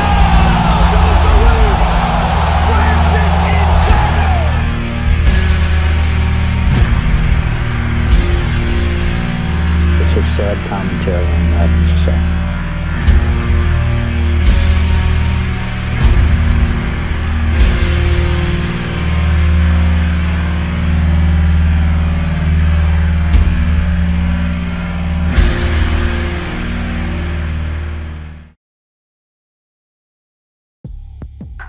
This shot was an extinction-level event for the amygdala. If Mauro Ranallo had been commentating this one, he would have screamed himself into orgasmic convulsions. For the average fighter, getting hit with a punch that could crack a tectonic plate would be the kind of thing that makes you question whether this job is really for you. And questions were hanging over the Ream's career. He was approaching 37 years of age, USADA had killed off the Overeem era, and he'd always had a questionable chin, being on the receiving end of 13 brutal knockouts in his career by this point. In a division where people could send your skull into a low Earth orbit like Francis could, how much longer could Overeem keep up? But one thing that was never in question was Overeem's toughness. It may have been to his own detriment at times, but this man was simply too tough to quit. He kept fighting until 2021, trading wins and losses, including an horrific knockout loss to Jairzinho Rosenstrike that resulted in Overeem's lip looking like someone had tried to excavate it using C4. But look at his face. Oh my God! What is that? Oh man, that's his lip.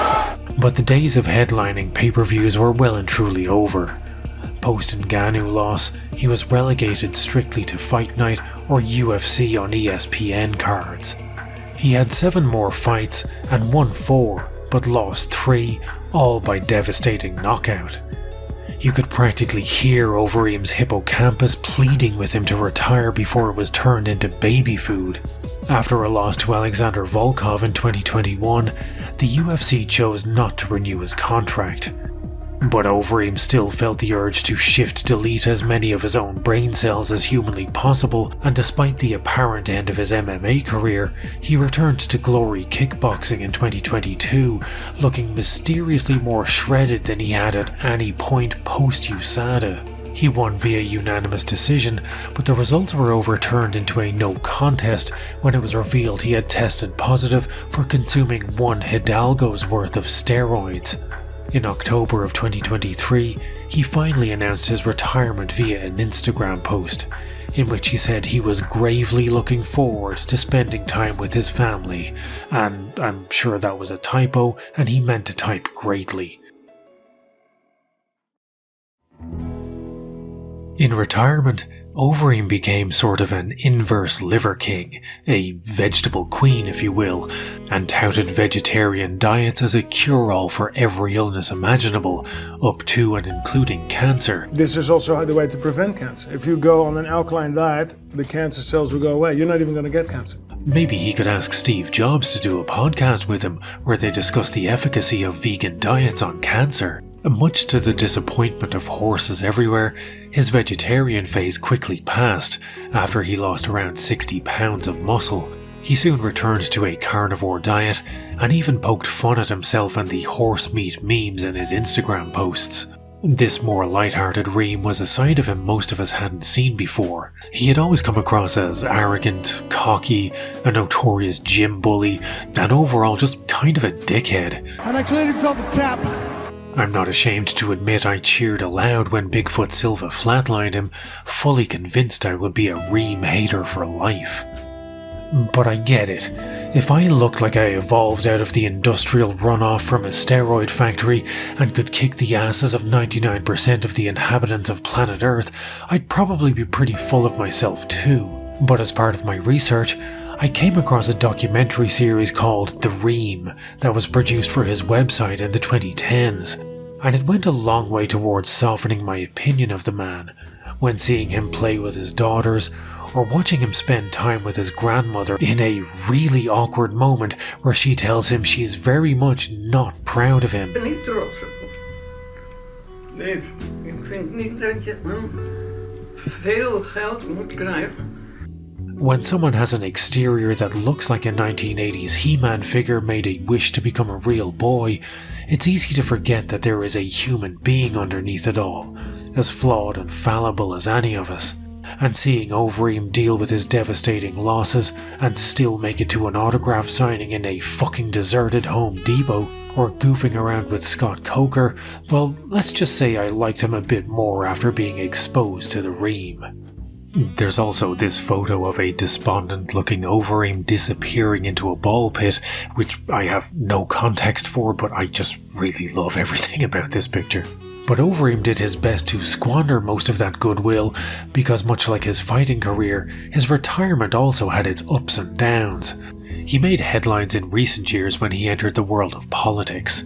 He joined a Dutch right-wing party, BVNL, which didn't go great as they failed to win a single seat that year. The foray into right-wing politics was likely spurred on by the disappointing revelation that he refused to acknowledge his daughter as a boy after she came out as trans.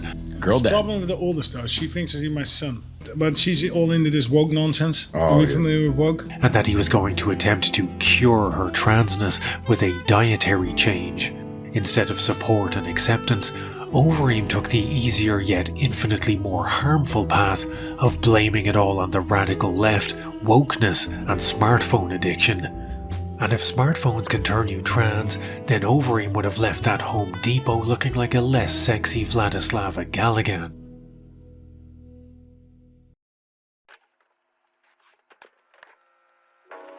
Overeem's career is a conflicting one. He was a champion in K1, Dream and Strikeforce, but his UFC tenure was mixed, with a record of 13 wins and 8 losses. But 22 fights over a 10-year period at the highest level of the sport is a phenomenal achievement, especially when measured against heavyweight champions of today like John Jones. Overeem could be characterized as one of the best UFC heavyweights to never win a belt. But if you've never won a belt, are you really one of the best? Regardless, Overeem's career was worth more than the sum of its parts. He may never have been a UFC champion, but he was emblematic of early 2010s MMA and was the poster boy for an era when heavyweights looked more like what would happen if Tom of Finland directed a Marvel movie. For a fleeting, ephemeral moment, heavyweight MMA was the most exciting sport on the planet. A place of refuge from financial collapse, wars and terrorism, and for that, we owe thanks in no small part to the Demolition Man.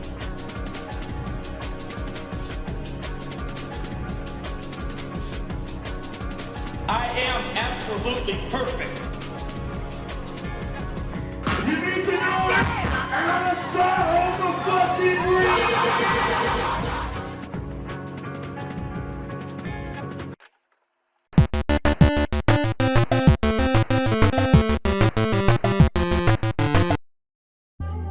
Back in 2013, Bigfoot Silva was still the reigning Lineal heavyweight champion, but his reign would prove to be shorter than Joe Rogan, when only a little over 3 months later, he rematched Cain Velasquez for the UFC and Lineal heavyweight titles on May 25, 2013, at UFC 160. Like most things in these videos, Cain's story begins with bad music. Cain Velasquez!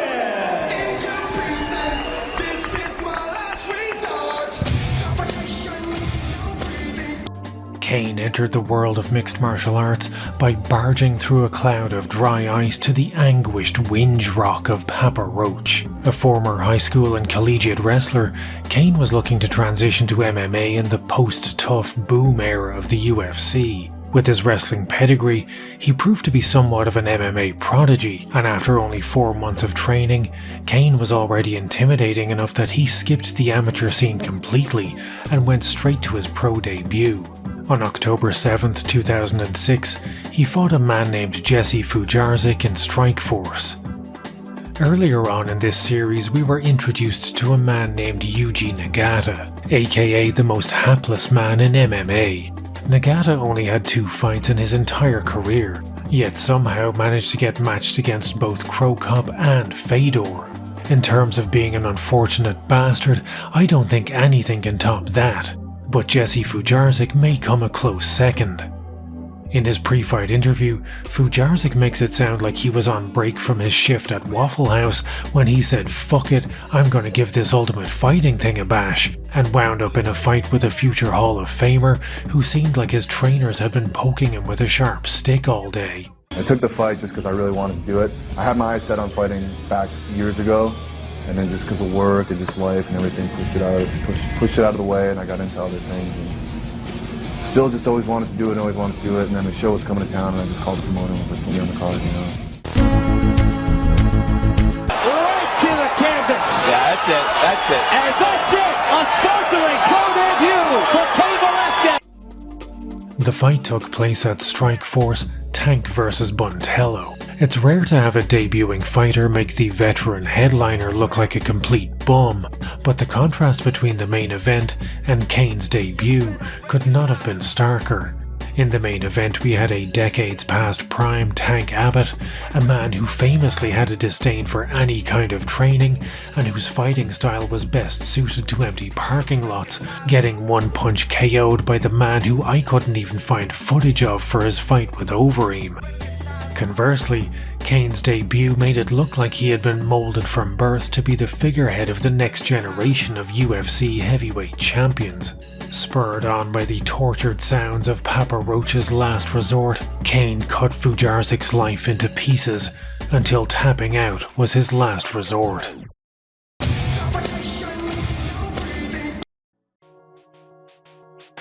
Once again, Bodog Fight rears its frosted-tipped head in this story, as Cain's next fight took place at Bodog Fight St. Petersburg.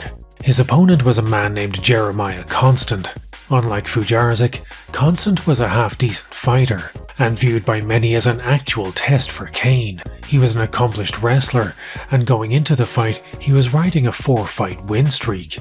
The opening few minutes of this fight actually contained some of the best pure wrestling exchanges you'll see in an MMA fight from this or any era, right up until Constant gasses out and Cain beats him into a quivering heap. Velasquez now trying to finish off Jeremiah Constant, and I think he will. And that is it! That is it! With a career total of only 5 minutes and 58 seconds octagon time, Cain was signed by the UFC. He made his debut for the organization on April 19, 2008. The goat tied to a stake and left in his pen was named Brad Morris.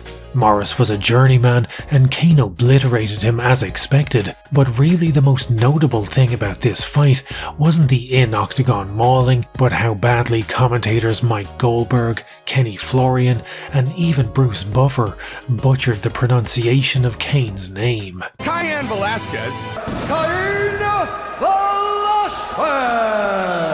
Cain Velasquez. Cain looks very, very relaxed. Cain Velasquez. Cain. Watching this early footage of Cain Velasquez, you can still get a sense for the buzz surrounding his arrival. The commentators in Bodog Fight and Strikeforce knew they were witnessing the birth of something special. They talk about how everyone in the know was already picking him for greatness, which is generally not something you hear about a fighter who has spent less time in the octagon than it takes to microwave a hot pocket.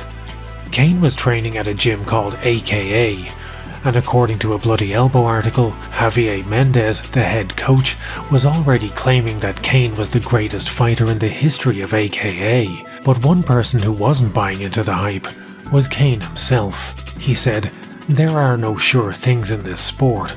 What other people say, I filter out. I never listen to the hype. I have a long way to go. I need to get better in every area." This wasn't just false modesty. While AKA literally has the word kickboxing as part of its acronym, in that respect, Cain still had some work to do. He had a hard time dealing with the kickboxing of Czech Congo, a fighter who was always regarded as a bit of a journeyman. Cain won the fight, but Congo dropped him with punches twice and took him to the judges' scorecards for the first time in his career. It was only Congo's own poor fight IQ that meant the fight didn't end with Cain being knocked out. The fight with Congo aside, Cain's hype train wasn't like the one behind a movie like Longlegs or a new Tool album, because his hype was actually warranted. From April 2008 till October of 2010, he won 6 straight fights in the UFC. In February of 2010, he knocked out former Lineal heavyweight champion Minotauro Nogueira, all of which guaranteed him a title fight with then champion Brock Lesnar. The Lesnar who fought Overeem was a shadow of his former self. That former self being the one who fought Cain Velasquez on October 25th, 2010. Before he lost half his colon to diverticulitis and the other half to Overeem's shin, Brock was on a 4-fight win streak in the UFC, having beaten Heath Herring, Randy Couture, avenged his loss to well-known music enjoyer Frank Mir, and mauled Shane Carwin. While Nogueira is a legend of the sport, he was years past his prime when Cain beat him, meaning that the fight with Lesnar would hands down be the toughest test of Cain's fledgling career. Looking back now, what I remember most about Cain v Lesnar wasn't the fight itself, but the rivalry between pro wrestling and MMA that surrounded it. There was a very clear dividing line, and you could either be a pro wrestling fan or an MMA fan, but not both. Obviously, you can absolutely be both, and while pro wrestling may be scripted, there is nothing fake about it. In many ways it's tougher than MMA. Brock was as legitimate a champion as any other, but in 2010, you had to pick a fucking side. Were you down with this fake ass WWE shit, or were you as real as it gets? The UFC was not the cultural bulldozer that it is today, and a loss for Cain to the WWE's biggest star would have been just another reminder that MMA was a second-tier outsider sport, forever to be shunned like a wandering beggar by the mainstream. But 4 minutes and 12 seconds into round 1, Cain turned Brock into a whirling dervish, and order was restored to the heavyweight landscape once again. But the fight didn't just take place in the octagon, and I had my own battles to fight that day. Being the boomer-ass YouTuber I am, I ran straight to Facebook to commence talking shit, and can distinctly remember updating my status to say that I was in love with a man, and his name was Cain Velasquez. Go outside, nerd! Get out! Go! Oh, look, it was a different time. Everyone used Facebook. Don't judge. You're no better than me. Cain would suffer a shock knockout loss to Junior Dos Santos in his next fight. That loss was the beginning of a 2-year, 5-fight journey for Cain. From 2010 to 2013, he had 5 fights, but only 2 opponents, a trilogy with Junior Dos Santos and a duology with Bigfoot Silva. Cain reclaimed the UFC heavyweight title in his first rematch with JDS and put their rivalry to bed by winning 2 of their 3 fights in dominating fashion. On the 25th of May 2013, At UFC 160, Cain would rematch with Bigfoot Silva. Their first meeting had left the octagon bloodier than a hematophile's browser history, but thankfully for Silva, the rematch would not be such protracted savagery. Early into round 1, Cain knocked down Bigfoot with a right hand, and Mario Yamasaki wanted to clock out early that night, so only let him take several shots to the back of the head before stepping in to call the fight. The fight only lasted 1 minute and 21 seconds, but what it represented was something far greater than that. What most people in attendance that night, or watching from home, may not have realised was that Silva vs Velasquez 2 was the culmination of a 15-year journey. A journey that had begun on October 25th, 1998, when UFC heavyweight champion Randy Couture took the title and left the UFC. Since that night, the Lineal title had passed through Vale Tudo Japan, Pride, Inoki Bombaye, Bodog Fight, Yarinoka, Affliction, Strikeforce, and finally back to the UFC. But with Cain's win over Silva, the Lineal and actual heavyweight titles were unified for the first time since Randy left the organization in 1998. Cain Velasquez was the new Lineal and UFC heavyweight champion.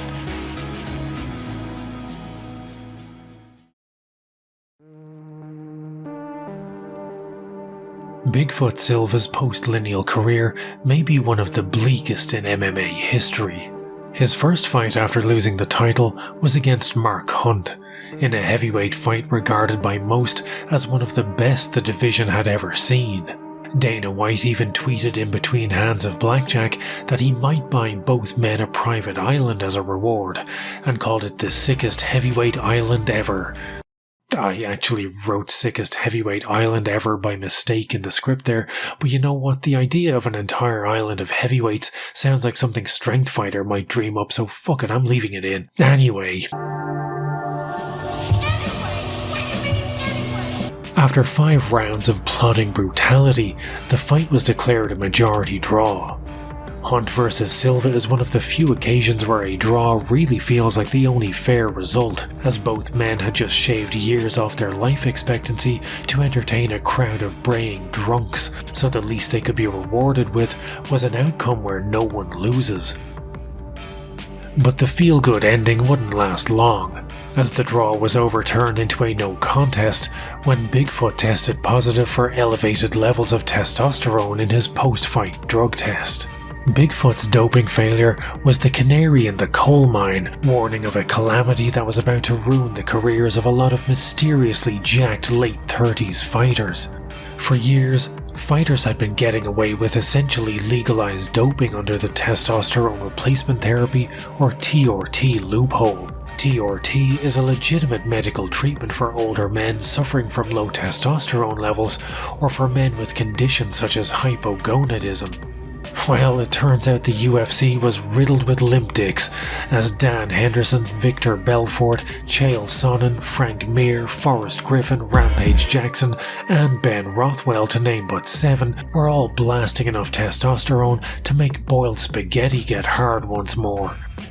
And while TRT is a necessary treatment for some, for fighters who are aging out of their prime, it was a father time-defying elixir. The usage of TRT was allowed by the UFC, but Dana had promised to, quote, test the shit out of TRT users. I said it to everybody that's on TRT. Maybe if you have to take TRT, you're too old to be fighting still. That's what I said. What I don't like is guys using this TRT exemption as a loophole to get all jacked up during training and then come back to normal levels before the fight. That's what I don't like, and that's what I don't want, and that's why I said we're gonna start testing these guys. Clearly Dana was leaving some turds unstoned, however, as fighters like Ben Rothwell and Silva had cruised through pre-fight tests with no signs of abnormality. It was only post-fight testing that revealed both of them were mainlining enough test to make the cast of the Fast and Furious look like that of the Birdcage. A little over 2 months after Bigfoot popped for having more excess testosterone than a teenager's wank sock, the Nevada State Athletic Commission voted unanimously in favor of banning TRT. For rampant TRT abusers like Victor Belfort, this was a long-awaited comeuppance. But Bigfoot may have been one of the only men in UFC history who had a legitimate medical reason for requiring TRT. Silva suffers from a condition known as acromegaly, the same form of gigantism that Andre the Giant had. According to Silva's manager, his condition caused his natural test levels to be so low that he actually started lactating, and that's a fucking mental image I don't think any of us needed. TRT is used to treat acromegaly, and Bigfoot claimed he had only ever requested an exemption to use it once, which resulted in his drug test failure in the Mark Hunt fight. But now that its usage was banned outright, Silva had to undergo surgery to remove a cyst from his pituitary gland to treat his condition.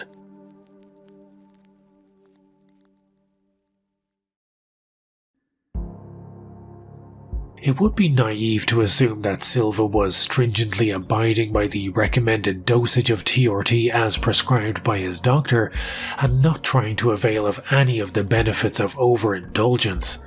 He had previously failed a drug test back in 2008, and while he did appeal it, that appeal failed, and his excuse for his most recent failure was about as airtight as the Titan submersible. Bigfoot blamed the failure on a miscommunication with his doctor, in that he was injecting the drug once a week when it should have been once a month. Bigfoot attempted to sue his doctor, and the doctor's response was, "I am not, nor have I ever been, your doctor."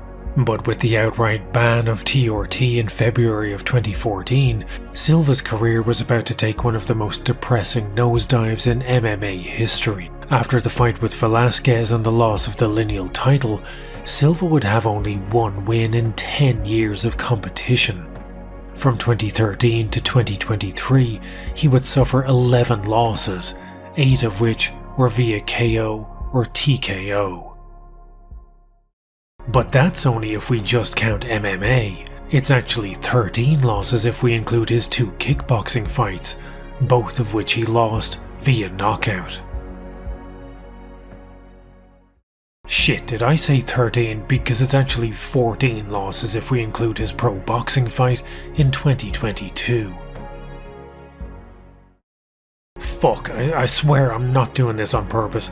I just keep finding Bigfoot losses I didn't know about, like change behind a couch cushion. But if we include his loss in bare knuckle, that makes a grand total of 15 losses since 2013, 12 of which were back to back, 13 of which were via KO or TKO. In the history of MMA, I don't think any fighter of Bigfoot's status has suffered such a drastic fall-off. BJ Penn's was close, with 7 straight losses, but he at least had the good sense to host his post-UFC losses in strip club parking lots so they don't go on his record. Bigfoot finally retired in December of 2022, but MMA retirements are about as trustworthy as a Dana White pinky promise, and so, feeling refreshed, renewed, and ready to get knocked out again, he unretired. His own former manager posted about it on Twitter saying, "You cannot defend a man from his own self. I did my very best. The plan was for him to stop fighting 8 knockouts ago. He made the money. I let go at that point, could not be a part of this." Silva was losing fights across a whole spectrum of combat sports: kickboxing, boxing, bare knuckle and MMA. If you could conceive it, he could lose a fight in it. I'm half expecting to find out he lost his pro power slap debut any day now. His foray into kickboxing in particular was the kind of thing his manager should have come under a federal investigation for, because it seemed to me like he was trying to kill Silva in the most protracted way possible. Bigfoot had a kickboxing record of nothing and never, yet somehow in his 2 pro bouts he pulled a Yuji Nagata. In his first fight, he was matched up with a man named Zabit Semedov, who owns 103 wins and 9 losses. His second bout was against one of the consensus best kickboxers of all time, Rico Verhoeven, Do I even need to tell you the fucking result?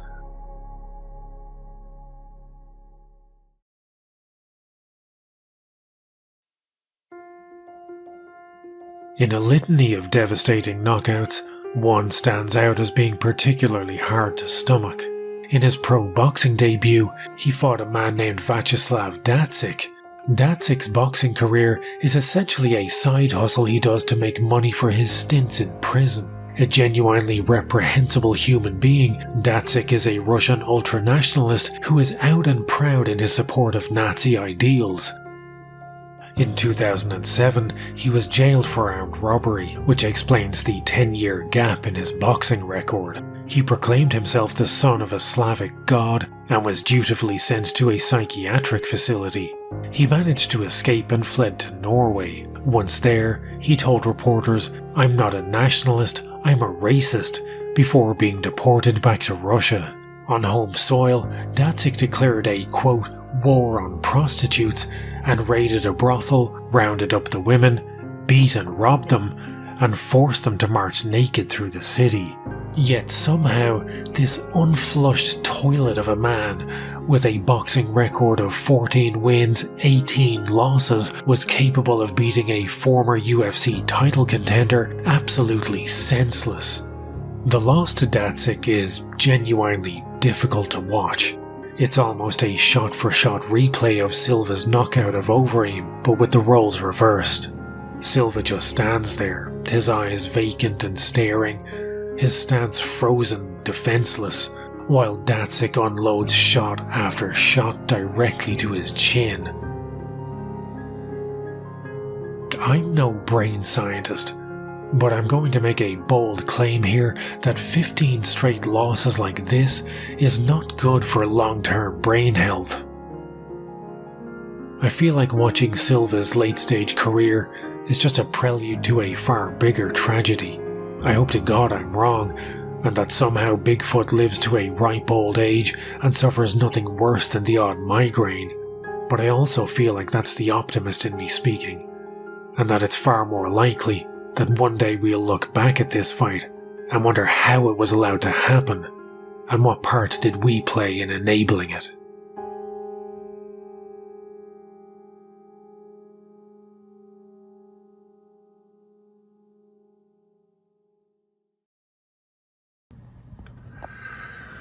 Okay, it is Sunday the 23rd of June.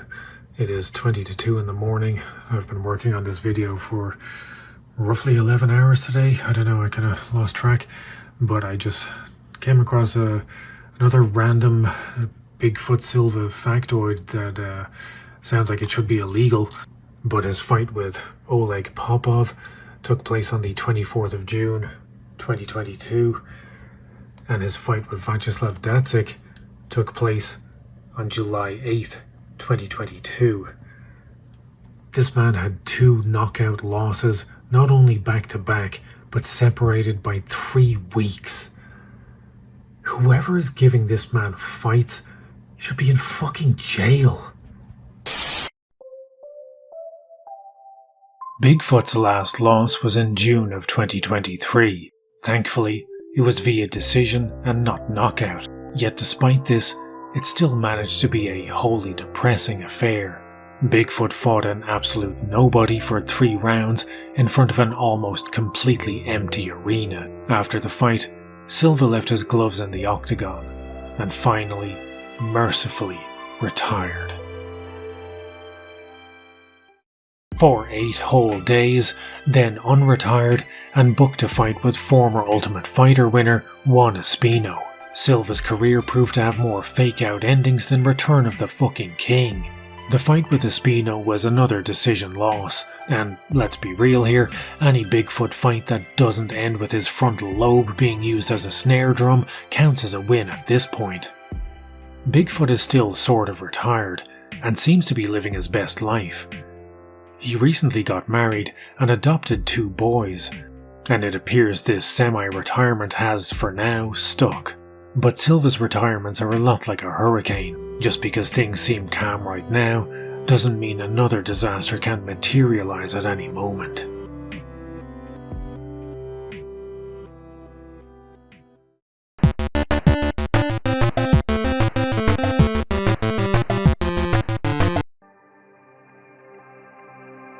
At this point in the timeline, the Lineal title was changing hands so frequently it seemed as if it was sowing its wild oats after a decade of monogamy with Fedor. From 2010 until 2013, the title passed through the hands of Werdum, Overeem and Bigfoot. Of the three, Overeem was the only one to have so much as a single successful defense. But Cain Velasquez was a different animal, lauded by fans and fighters alike as a future Hall of Famer and prospective heavyweight GOAT. Expectations for his career were stratospheric, or if not stratospheric, they were at least 7,000 feet above sea level. After beating Bigfoot and unifying the Lineal and actual heavyweight titles, his next fight was set for October of 2013 at UFC 166. And would be the capstone of his trilogy with Junior Dos Santos. Going into that third fight, Cain and JDS both had one win each. In their first meeting, JDS had won via knockout in round 1, and Cain had bludgeoned JDS for 5 rounds to emphatically win the rematch. In one of the most heartbreaking scenes in UFC history, a battered Dos Santos, his face swollen to the point of near unrecognizability, was resoundingly booed by the crowd during his post-fight interview. As Joe Rogan stuck a mic in his face for the second most awkward post-fight interview you will see in this video, a chorus of disdain rained down from the alleged fans. Junior, still residing in the outskirts of consciousness, could only ask, "Well, why are you guys doing that? Why?" But the third fight would play out almost identically to the second, as Cain mauled JDS for 5 rounds. The only difference this time around was that Cain finished the fight with just under 2 minutes to go. As Junior attempted a choke, Cain dragged them both to the ground, slamming Junior's head on the canvas in the process. The impact was enough to stun Junior into inaction. He slumped to his knees like a penitent, and Cain seized the opportunity to end the fight. Cain's third win over JDS would arguably be the high watermark of his career. Unbeknownst to him, it would be his only successful defense of the unified titles and one of the last wins his career would ever see.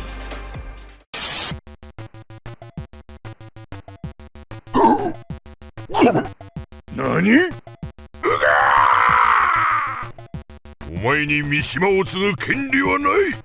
話にならんわ。生まれ変わって出直してこい。その程度か。決着をつけるとするか。小賢しい真似を。忌々しいデビルの血よ。お前に三島を継ぐ権利はない。これで終わりじゃ。生まれ変わって出直してこい。忌々しいデビルの血よ。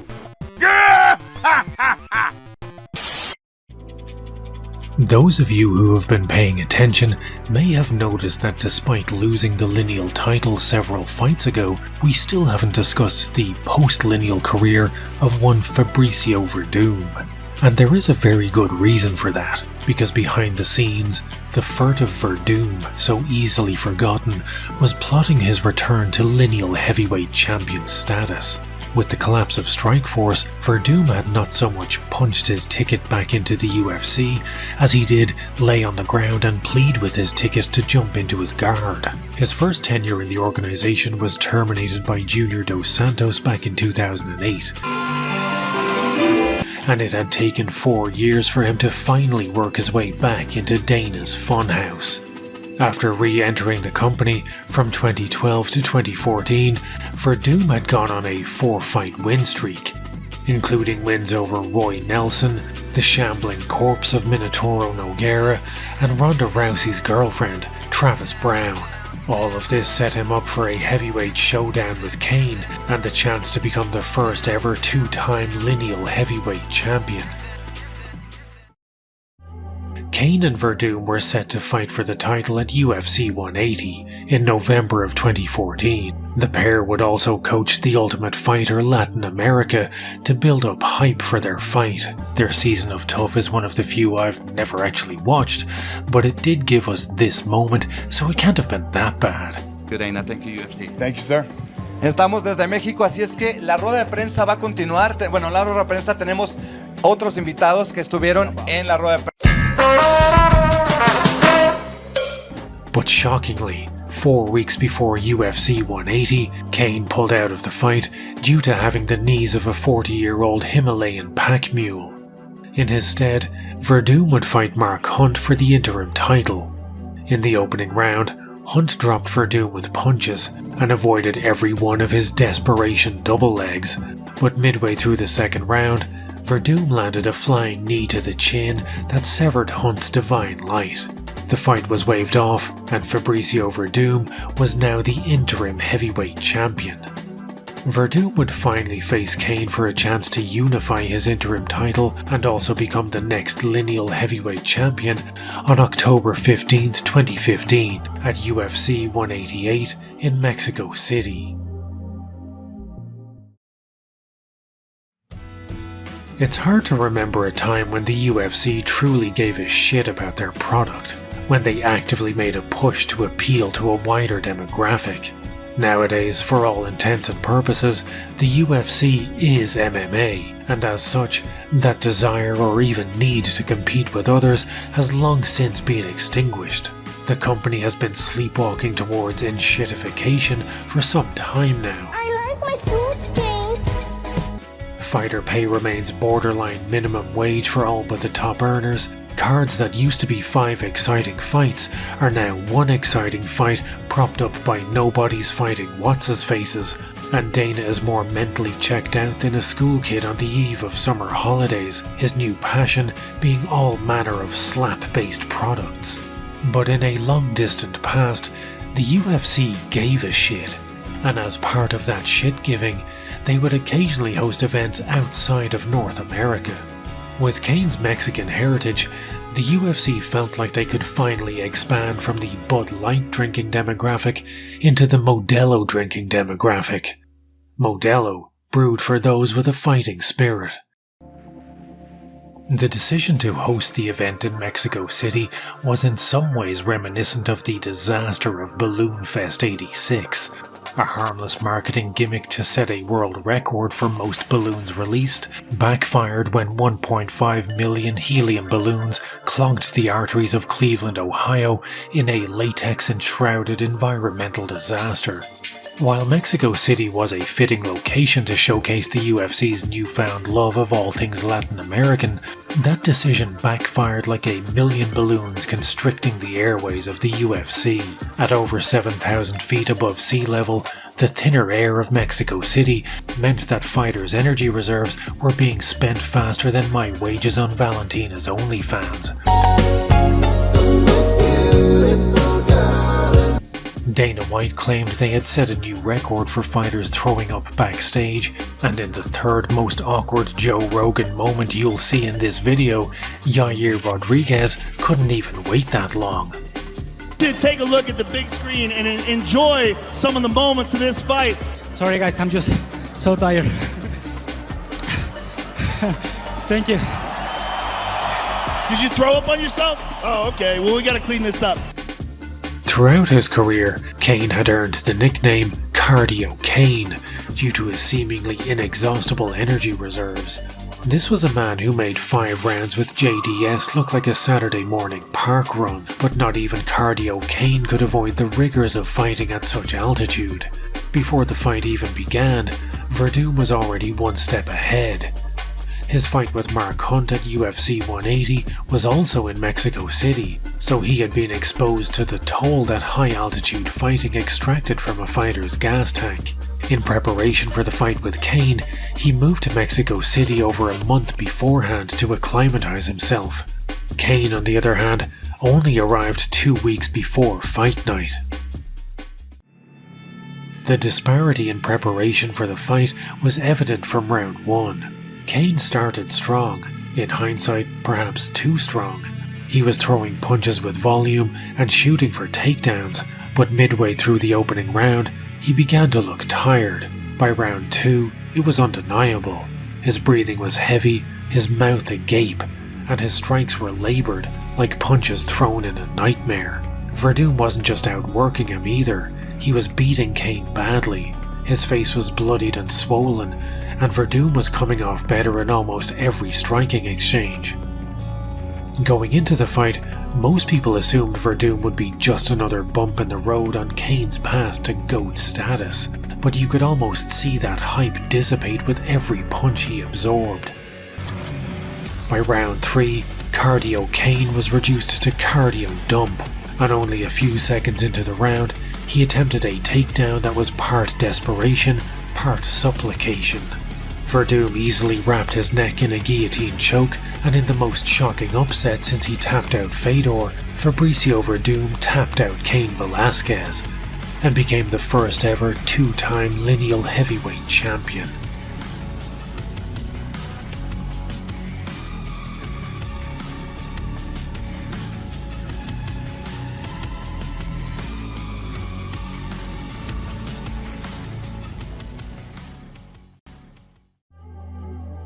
I actually spoke to Cain about this fight in order to get his first-hand account of exactly what it felt like to be in Werdum's guillotine.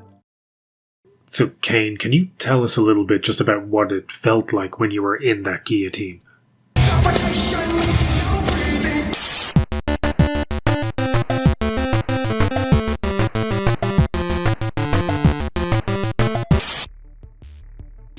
Buying into hype is one of the more costly investments a person can make.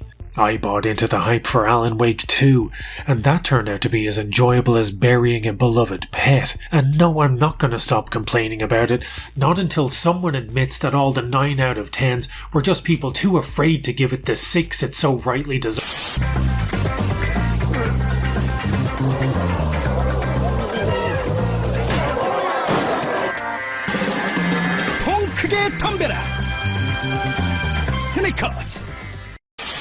Cain's career was no Alan Wake 2.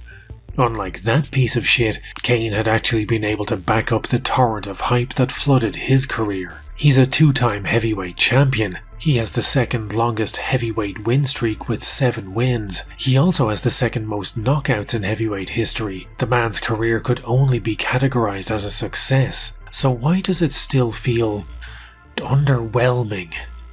Cain's post-Lineal career was, in a word, a disaster. In 2 words, a fucking disaster. Following the loss to Werdum in 2015 and his eventual retirement in October of 2019, Cain would only fight twice. That's 1 fight on average every 2 years. The reason for this infrequency was almost universally blamed upon his training methods, which seemed specifically designed for destroying spines, knees, or any part of the body that's designed for movement. Cain's strength and conditioning coach was Joe Grasso, a man whose name you probably haven't heard of, unless it was in conjunction with the sentence, "A personal injury lawsuit has been filed against." Grasso, if his bio was to be believed, was some kind of a weightlifting child prodigy. Apparently, this dumbbell Debussy was bench pressing 225 for 50 reps and doing 150-pound incline dumbbell curls while still in high school. Grasso's training methods seemed focused on spinal conditioning / destruction, as evidenced by the video where he makes Cain swing a 203-pound kettlebell. And look, I'm no expert, but I'm pretty sure you're not supposed to use a violent jerking motion using mostly your spine to lift what appears to be a collapsed star with a handle attached to it. Grasso seemed determined to make sure Cain would spend the rest of his life with the range of movement of a G.I. Joe. In a particularly disturbing video, he had Cain doing 300-pound leg extensions for 50 reps as fast as possible. At this point, I'm starting to wonder if Grasso's parents had been shot dead in an alleyway by a kneecap. In all seriousness, if you're unfamiliar with any of these exercises and wondering what's wrong with all of this, what you should understand about Grasso's training methods is that these exercises are being performed at a ludicrously excessive weight with awful technique. The exercises are also being done with such a high level of reps and with such speed that Cain was guaranteed to injure himself.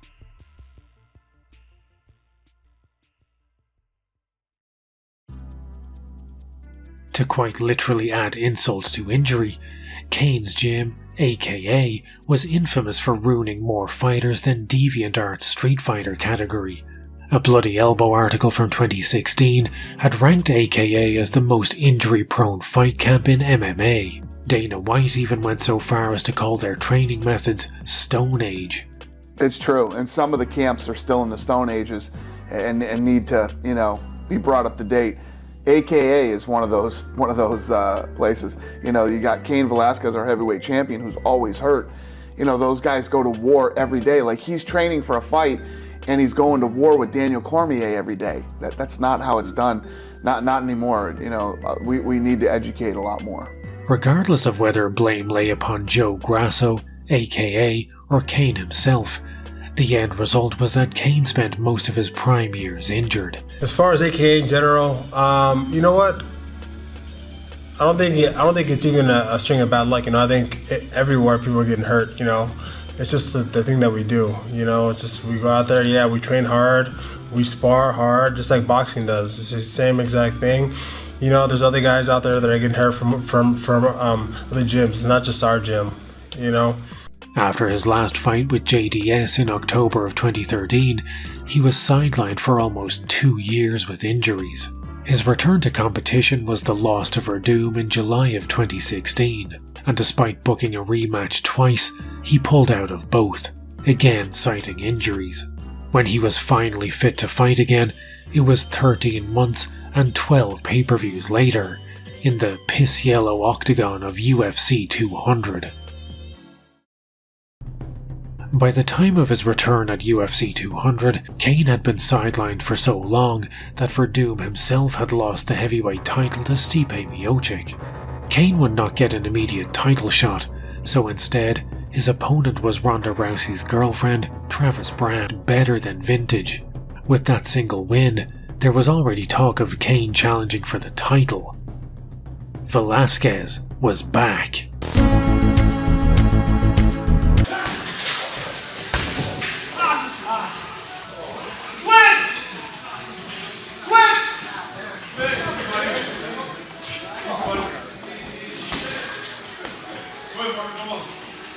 After the fight with Browne, Velasquez was sidelined with injuries for almost 3 years.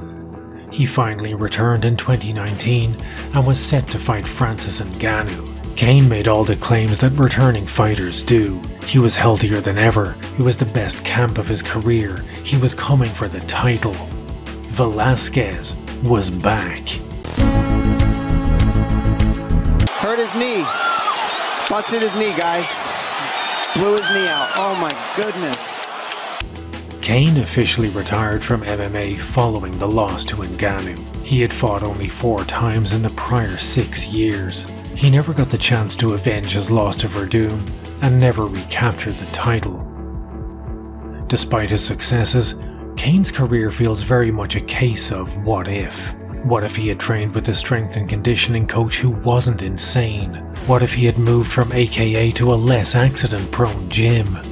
But Cain's era has long since passed, and looking for answers to questions that have none is a fool's errand.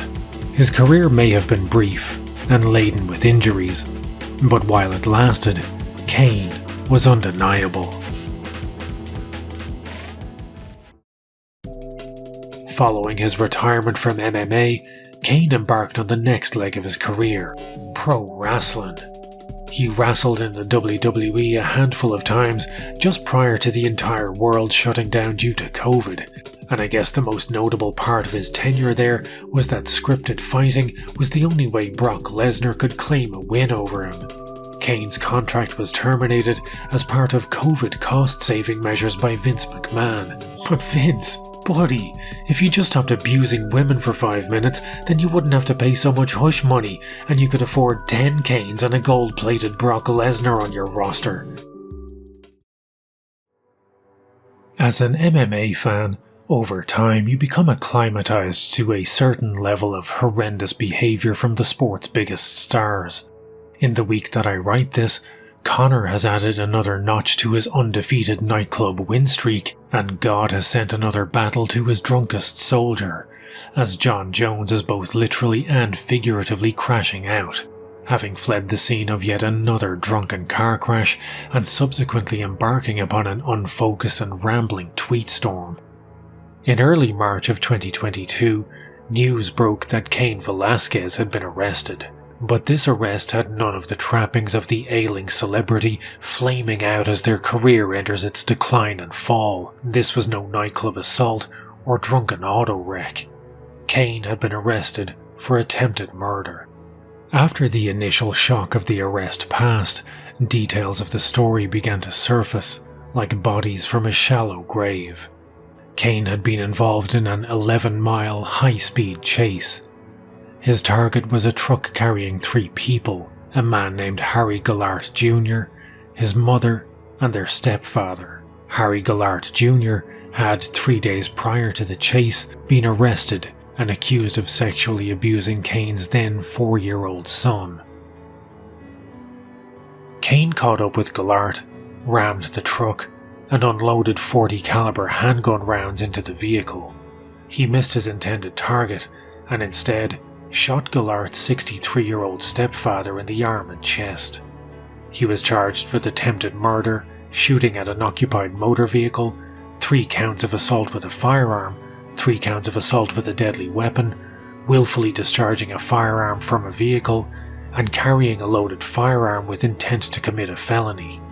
I will never understand how or why someone like Connor or Jones can have all the success, all the riches in the world, yet seem almost pathologically predispositioned to pissing it all away in the most pointless, preventable, and fucking idiotic ways imaginable. But I think most of us can understand why Cain woke up that morning and decided to do what he did, even if following that path to its very end meant throwing away everything he had quite literally spent his life fighting for. If I were in his place, and my country had the most comically lax gun laws outside of a Duke Nukem game, I don't know if I'd do any different to him in that unspeakable hour. But this isn't a Hollywood revenge story where an abuser gets what's coming to them, because Cain didn't hit his intended target.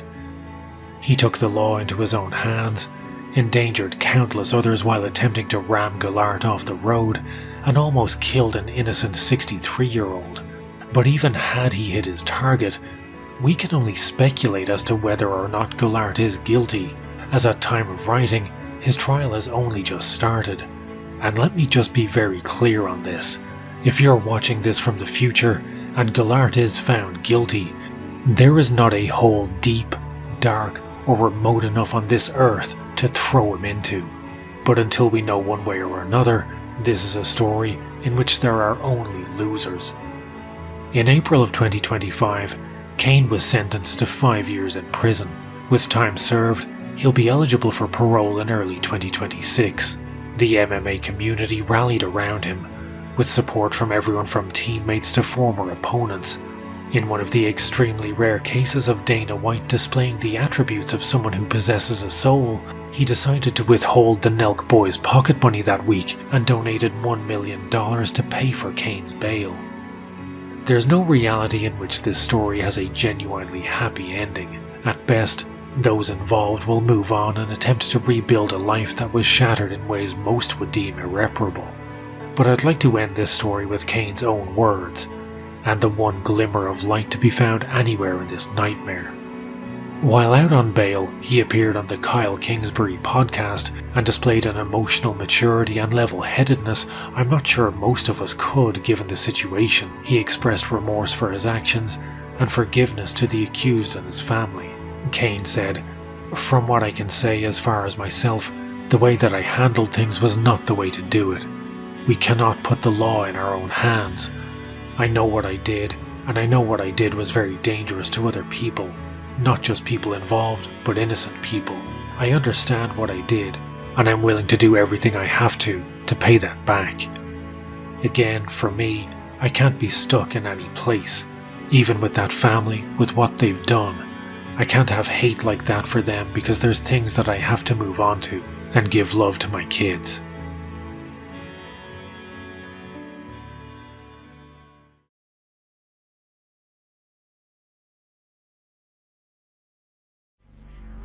In seminal 1998 vampire film Blade, Wesley Snipes utters the immortal line, "Some motherfuckers are always trying to ice skate uphill." I've often pondered what he meant by that, until I realised that for over 3 months of working on this video, I have been that metaphorical motherfucker, ice skating up this lineal hill, and we are still nowhere near the summit. At this point in the lineal timeline, Fedor's reign had come and gone, we've seen the sun rise and set over the steroid era, and the title had finally wound its way back to the UFC. 14 lineal champions had held the title since the night it was conceived back in 1997. By 2015 and Fabricio Werdum's second lineal reign, the era of heavyweight was entering its decline. Overshadowed by light heavyweight and the surging featherweight and lightweight divisions, the era of Cain, Brock and Overeem would be remembered as the golden age of heavyweight. The rise of USADA meant that the days of steroid-engorged supermen were no longer. The closest equivalent we would see emerge was Francis Ngannou, and his career was only just starting, his ascent to lineal champion status still years away. The biggest names in the division were retired, injured badly enough that they may as well be retired, or past prime. Given enough time, all patterns repeat, and all systems are subject to entropy. Heavyweight MMA was on the cusp of its second dark age.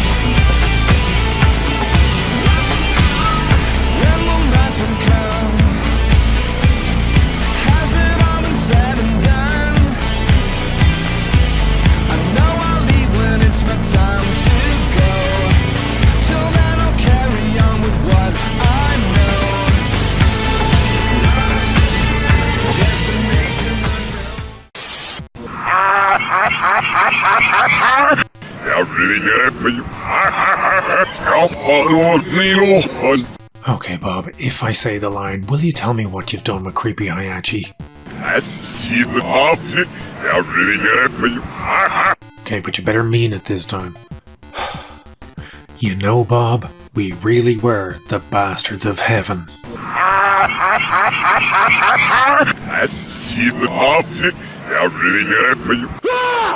Let's train!